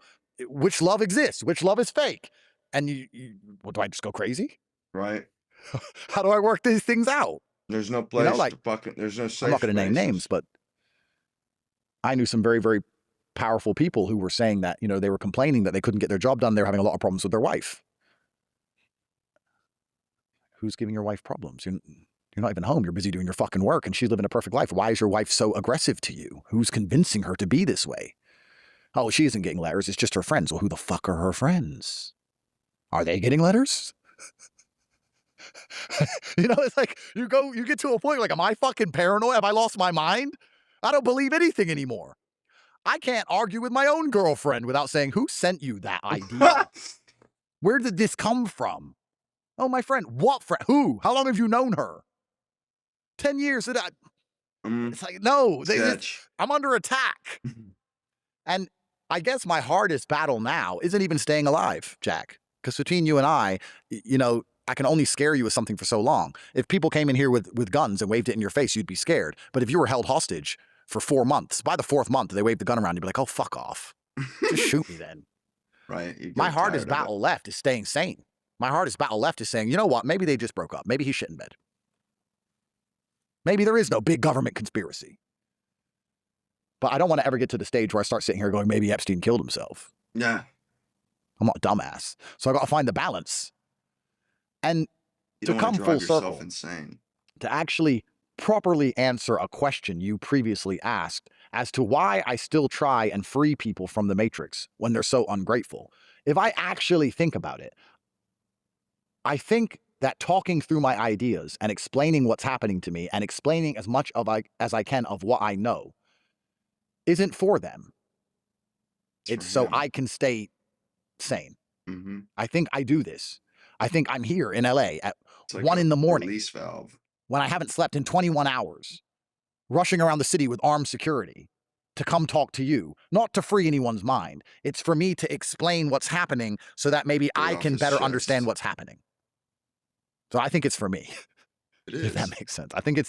I think I'm doing all of this so that I can retain some semblance of normality and understand the situation I'm in. And I do it publicly so that when these videos are watched by the people who are going to watch them, I can see how they react to them. I am jabbing my opponent to see how he defends himself. Do you feel understood? I mean, that's, I guess, one of the strangest things about it, because my girlfriends don't understand me. Like, they've seen it, but they don't have the cognition. They're women. They don't get, they've seen it and they know what I'm saying and they've seen it happen, but they don't get it. My mom doesn't get it. She's old. Kids don't get it. They're young. Like, who does get it? I'm just a guy with a normal life and all these people around me who need money and the normal things a man gives, and a car and a house, and I'm taking care of everyone. I have a company to run. I'm doing all these normal things. And then sometimes I'll sit and say, hey, this happened, or hey, look, they used the same phrase in this letter that they used in your letter. Do you have your letter? And the girl's just like, oh, yeah, yeah. Maybe like the girls. Oblivious. I kind of feel like I give such a feeling of safety to the people around me that it's almost detrimental to me trying to explain to them the danger we're in. Like, they'll say to me, I'll say, they used the same phrase in this letter that they used in your letter. And this psyop is happening. The nightclub video is going viral. And they're saying all this to me. And I've got court coming up on this date. And all of this is going together. And they're going to try and lock me up for this and this and this and this. Yeah, but you're so smart and you're so strong. You've got it. Damn. Thanks. I Thanks. don't have it. I'm fighting the fucking government. I'm State. fighting the United States government. I don't know which government. Am I British? Whatever. And it's like they have so much faith in me because they love me so much that they're trying to reassure me, but it actually frustrates me. They're like, oh, yeah, but you're going to do it. I'm like, oh, fuck off. You're useless. Fuck off. Like, they don't know what's going on. I kind of feel like I give such a feeling of safety to the people around me that it's almost detrimental to me trying to explain to them the danger we're in. Like, they'll say to me, I'll say, they used the same phrase in this letter that they used in your letter. And this psyop is happening. The nightclub video is going viral. And they're saying all this to me. And I've got court coming up on this date. And all of this is going together. And they're going to try and lock me up for this and this and this and this. Yeah, but you're so smart and you're so strong. You've got it. Thanks. I don't have it. I'm fighting the fucking government. I'm fighting the United States government. I don't know which government. Am I British? Whatever. And it's like they have so much faith in me because they love me so much that they're trying to reassure me, but it actually frustrates me. They're like, oh, yeah, but you're going to do it. I'm like, oh, fuck off. You're useless. Fuck off. Like, they don't know what's going on. And I guess as a man, it's my job for them to not know what's going on. That's what a man says, right? If you're a man and you've got your girl and things are in trouble, you say, don't worry, I got it. Don't worry. But I've done too good a job of that. So they're like, you've got it. I don't know if I have it, to be honest. It's an evolving situation. I'm not understood by a lot of people who I'm trying to protect. I'm the umbrella, so I'm just trying to keep everyone out of it. Tristan understands, of course. But besides Tristan and maybe the people at home, and only 10% of people who watch this will understand. Most people watching this are not going to get it. It's going to go over their heads. They're just going to sit there like fucking retards. Overestimation. Yeah. Most people are just not going to understand what I'm even talking about. So, no, I'm not understood. I'm understood.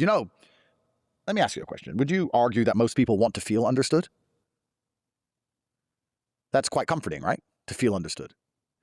Do you know who understands me? Who? People who are doing it.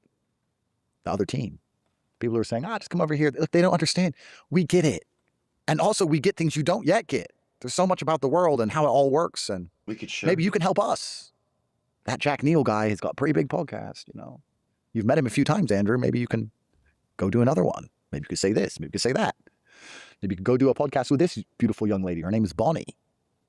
You don't have to feel schizophrenic anymore, Andrew. Yeah, you don't have to be crazy anymore, Andrew, because everyone thinks you're crazy and that you sold out and that, you know, you're losing your mind. You don't sleep much and you can't work out what's true and what's false. And you're worried about all these things and you only live one life.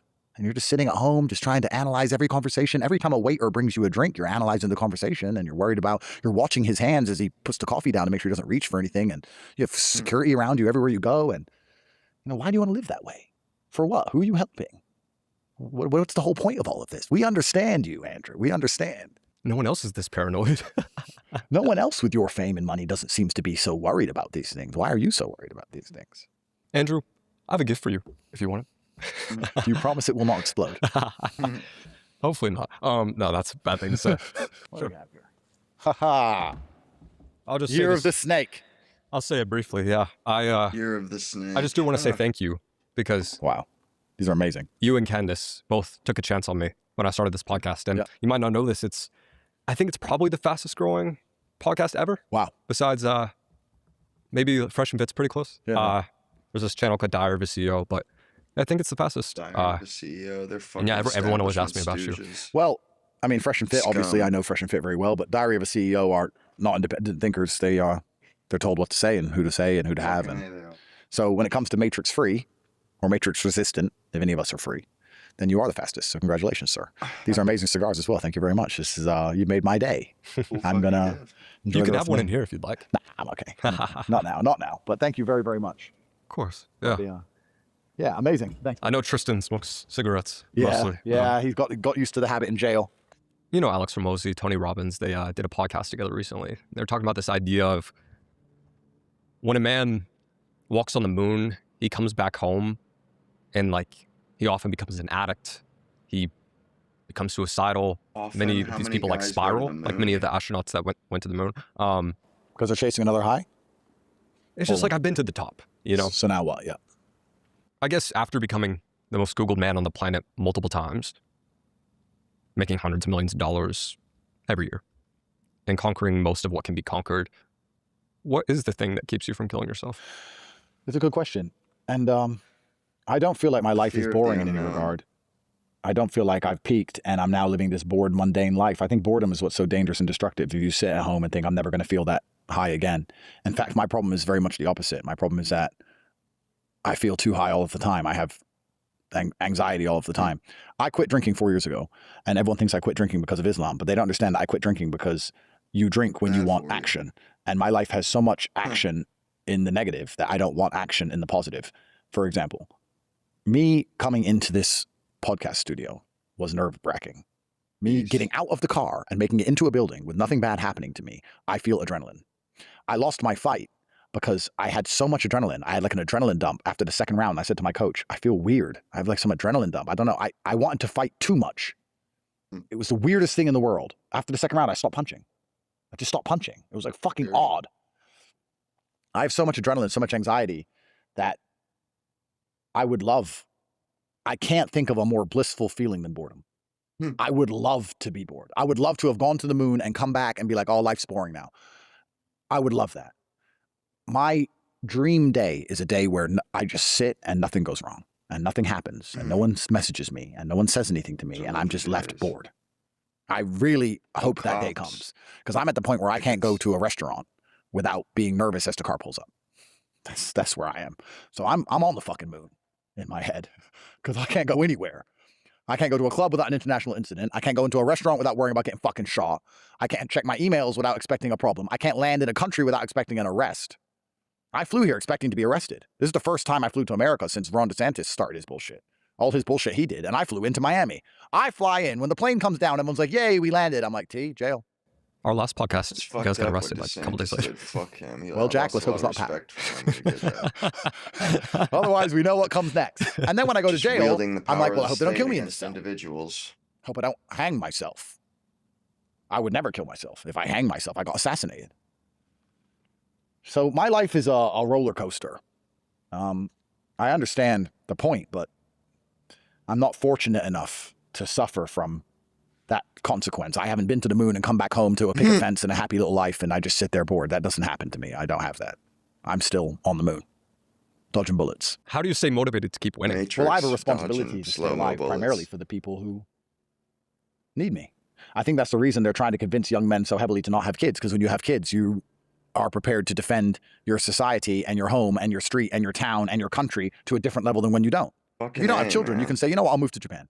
America's done. I'm out of here. But when you have kids, you're like, my kids are in school, my kids have friends, this is the house they grew up in, this is my ancestral land, and I want my children. Why would we just give our country up and just say, meh, it's lost without even putting up a fight? Like, bro, I would rather die with my fucking boots on fighting for America than just relinquishing it like a bitch, a cuck. To raise their children in this house. That's Kids a bitch are ass everything. move. What is the point of anything? What is cars? What are movies? Means what are podcasts? that person What would are be jets? unworthy Children to are your call future. themselves an Children are American. everything. Children are the reason you and I exist. Unworthy There are of the point on this planet. inheritance. As biological organisms, our primary objective is to reproduce before we're gone. Kids are everything. They are. So I can't die because my kids need me, which is why they don't want men to have kids, because then you're a problem for the system.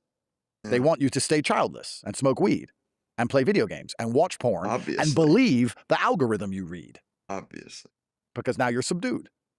So it doesn't matter what you know if you're not going to take action. It doesn't matter what you know as true and false, because you're not going to act on either one. So who gives a fuck what you know? You're a nobody. So children are the primary reason. And the second reason is because I've been blessed with mental fortitude.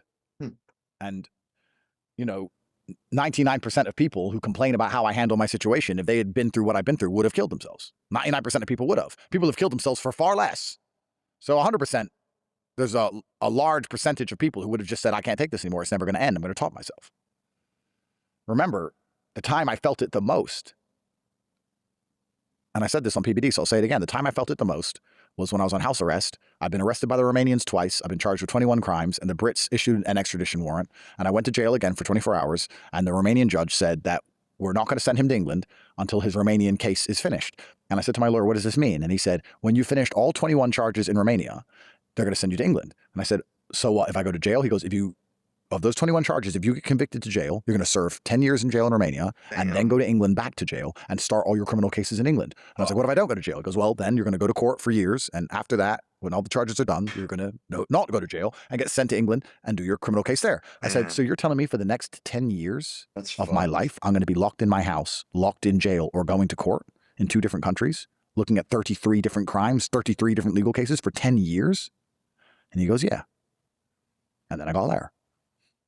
And that was one of the days where my invincible armor, when you fight a final boss in a video game and you're shooting at him and it does nothing? I went from 100% power down to maybe 99% that day. Next day I was back. I'm too stubborn to kill myself. I'd rather kill them. If I'm going to start killing, let's go. This might be kind of out there, but do you feel as though someone is monitoring your spiritual state? That's a great question. I think that's one of the reasons why they've tried so hard to make the women close to me leave me. Because I actually believe a woman's love is a shield in many ways. Although I just said they can be annoying and sometimes patronizing with their optimistic belief in your superhuman capabilities when they believe you can defeat a government by yourself and it's going to be okay. That's true. But men can withstand a lot of adversity. Have a woman behind them, actually behind. When you're sick, you need a woman. When you're sick, you don't call your boys. Call a chick because you're sick. They have a healing quality about them. And I think that one of the greatest shields I have, in fact, I'm going to change that and say I know, is the love of the women who I know, because I just said I wouldn't kill myself because of my children. Well, I have a whole bunch of baby mothers who have a whole bunch of kids and they all love me and they all adore me. It gives me power. Women are inspiring. So I think that's how my spiritual state is monitored and protected, is all of these women who rely on me and adore me, and all of these children who I've birthed who adore me. To my daughter, I'm the greatest thing on the fucking planet. I really am Superman to her, like actually. And if you experience that, you start to, maybe part of you believe it a little bit, and maybe it's enough. So I think that's what's monitoring my spiritual state more than anything else. And the other thing is Tristan and I's promise to each other that if anything happens to one of us, the world will burn. And that's why they're coming for both of us, which is fine, because then we go together. So between all of these elements, and between the mentality that I've adopted that it's not actually my job here on earth to be content or happy, as I've talked about many times before. A man's job is not to be happy. People say, how do you get happy as a man? And I say, you're not supposed to be happy. You're supposed to be useful and capable and get things done. Perhaps my usefulness and capability is being used for what God put me here for. And I'm doing it, and I suffer to do it, but that's life. I'm really not concerned with how I feel too much. I just want to stay capable. I'm not concerned with the fact that I might be paranoid because I don't want to feel paranoid. I don't care about the feeling. I just don't want to lose my ability to be competent and decipher reality in real time. I don't want to lose my edge. I want to stay able to do what I know I can do. I don't want to lose my capability more than I'm worried about how I feel. If you were to say to me, Andrew, you're going to feel 100 times worse, but you're going to know 100 times more, I'd take it.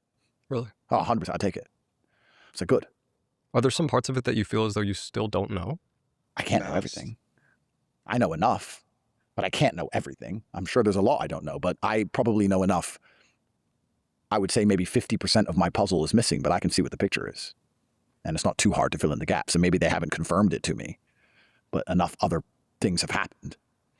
But everything I've said here on this podcast, I know for a fact that nothing I've said in this podcast is in doubt. And I haven't said everything I know either. But I've gone too far to choose the ignorance is bliss path. I've gone way too far for that. I can't say, make me dumb and hide me from the truth and I'll feel happier. I've given up on the idea of happy long, long ago. Because if you're happy about something, you can be equally sad. I think I'm not sad and I'm not particularly happy. I without trying to sound juvenile or try to sound shallow or empty, I know this is going to sound crazy. By the time I've thought about all I need to think about, by the time I've avoided all the traps, by the time I've got done what I need to get done, I'm not happy or sad. I am busy. Like, are you happy or sad right now? You're doing a podcast. I'm busy. I'm busy. I don't know how else to explain it. I'm busy. How do you feel? I don't know. I'm busy. Me and my security, all our heads are on a fucking swivel, quickly in the car, next place. I'm busy. That's the only way I can explain it. So, spiritually, I think I feel needed. And I think as long as a man feels needed, he's going to find what he needs to provide. Men need to feel needed. We want to feel wanted. We want women to want us. We want people to look up to us. We want to feel respected. We want people to know that we're providing for them, and we want to feel like they appreciate it. And I'm lucky enough to have a big enough life where hundreds of people need me. And that's enough to keep me trying. For men who want to be at the top, number one, do you think it's actually worth it? And do you think it's possible to stare into the abyss without it staring back and just see the light? There are obviously benefits to mass financial capability. And the benefits come by proxy, which is taking care of other people, as I just described. A lot of people, I think, who make a lot of money don't really ever see the abyss because they sell out long before the abyss is presented to them. I could have avoided all these things and not said anything I've said and not know any of it if I took the money long ago. My stupid ass thought he knew better. To answer the part about is it worth it to get to the top, I don't think people have any choice as to where you end up in life. Where I said earlier, everyone has exactly what they want. Everyone actually truly has in life exactly what they deserve. And I like to believe that we're all starting at the same place. Whether you start rich or start poor, it doesn't matter. You're all individuals which are born on earth, and you all start running towards the top. And the faster you run, the stronger the air resistance becomes. Like a car. A car can only go so fast because the air resistance gets too strong. And depending on your power and your ability to handle stress and handle problems and decipher the truth and change your mentality to allow you to be capable and survive in a world full of conniving fucking liars and thieves.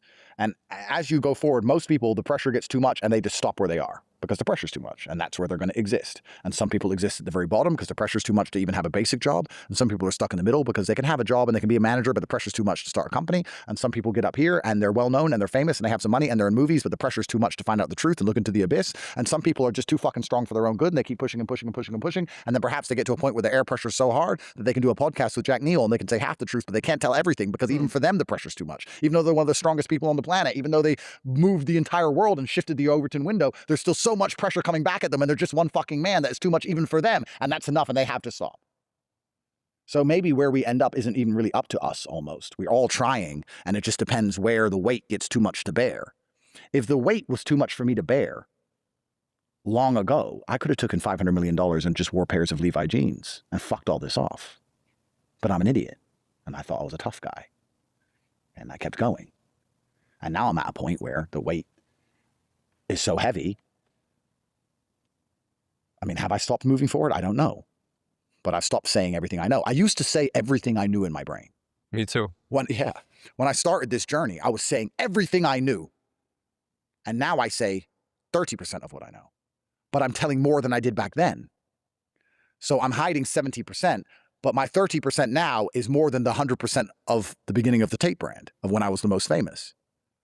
So I guess in some ways you could say he's not saying everything, he's selling out. But in other ways I say, well, I'm telling you more than I've ever told. So which one is it? If I tell 100%, well, then the game's over, right?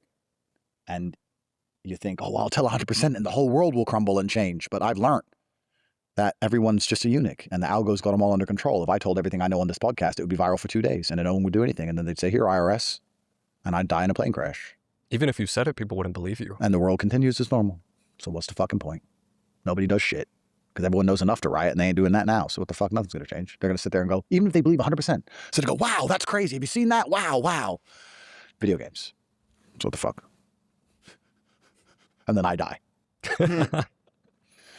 So I think the air pressure is at a point now where, luckily, I'm ahead of most other people. I'm ahead of nearly everyone else. I don't see anyone else on podcasts talking about this shit. And I watch podcasts to see if anyone will. You know, like I see like the name of the people who might talk about this shit and I watch it and I'm like, not really, a little bit. There's a really good guy who does details. That's Mike Benz. He does a lot of details on how money moves around and how these NGOs are in charge of everything. If you want to understand how conniving and how sneaky the world is, Mike Benz podcasts, so he puts them on Twitter, are very good because he shows exactly how fucked up the entire system is. But from a perspective of a man they've attempted to recruit, I think I'm the only one. I don't see anyone else doing it. Maybe because they said yes, I guess. That's why they're in fucking movies. I guess that's why they're on Netflix. And I'm not. You know, I guess that's how it goes. Andrew, if every interview, every video, every tweet you've ever made was erased from the internet forever, and all you had was... I usually give people 60 seconds. I'll give you 3 minutes. What one truth would you share with the world? You know, I guess my downside and my difficulty is that I'm constantly linking ideas to ideas. So it's very hard for me to isolate an idea. That's why I can talk so long and so much, because I say something and I link it to something else. I link it to something else and it all comes together as a web. But as an individualized, isolated idea, I find it hard. I've always struggled with that. But truthfully, amongst all the shit I've seen and all the shit I know, I've only ever pushed one message. And it's the message that I've come to because I believe that since the dawn of time, every single generation has believed the world is ending. We can't pretend that we don't feel like the world is currently ending, because we do. But we can't believe Every single generation that's ever lived thought they were going to be the last generation of... the people in World War II didn't feel like the world was ending. Or the people in the Napoleonic Wars didn't feel like the world was ending. Imagine being in Rome in 2000 BC. Imagine when the barbarians bust through the gates of Rome for the first time. The world is over. The world is ending. The world will never recover. But the world limps forward and new empires are built and everything seems to come back and then it's all destroyed again and then it comes back. It's the circle of life. So every single generation has believed the world is ending.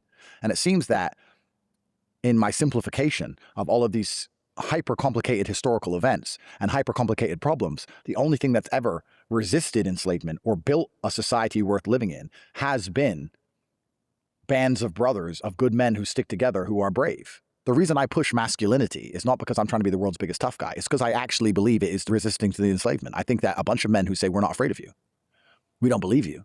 We're not afraid. Make me scared. You can't. I don't care what you say I should do. I don't want to do it. That's only ever been the resistance that's ever existed. If you were in Vienna when the Mongols turned up to sack the city from the other side of the world, imagine people from 4,000 miles away on horses that look completely different to you, and they're there to kill all your women and murder everybody and set the whole place on fire. The only resistance was you and your boys getting swords and saying no. It's always been that way. And the reason we're in the trouble we're in today is because this is the first generation in history where there's no warriors. We always had warriors. There's the enemy. Get our guys together. Let's go fight them. Now I can't find anybody to fucking fight. It's just me up here. Everyone with an opinion on the internet doesn't want to fight. They want to turn on me. I'm standing at the front saying, let's go, guys. And they're saying, you're a sellout. Well, what the fuck are you doing? Why aren't you up here? What are you telling the world? What help are you giving? Who are you waking up? How are you shifting the Overton window? What the fuck are you doing? Nothing. You're not risking a fucking thing. I'm risking it all. And you're turning on me. I can't find any fucking soldiers. I can find the odd guy here and there. Where's the fucking mass resistance? So when I'm trying to preach masculinity and saying to guys, look, go to the gym, get strong, resist, don't be afraid, speak what you think, resist the slave mind. I'm trying to say all these things, trying to inspire some fucking backup, some support.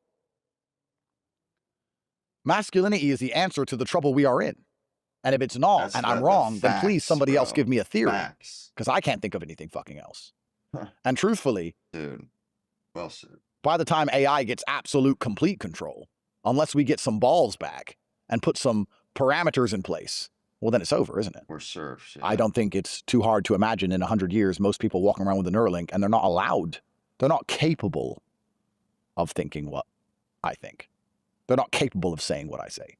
Right. It's literally physically impossible. They'll have the brain mapped with software. And for the ones that do, it's going to be detected by some faraway microphone, and they're going to be snatched up by a drone, and they're going to disappear. And we're not far from that world.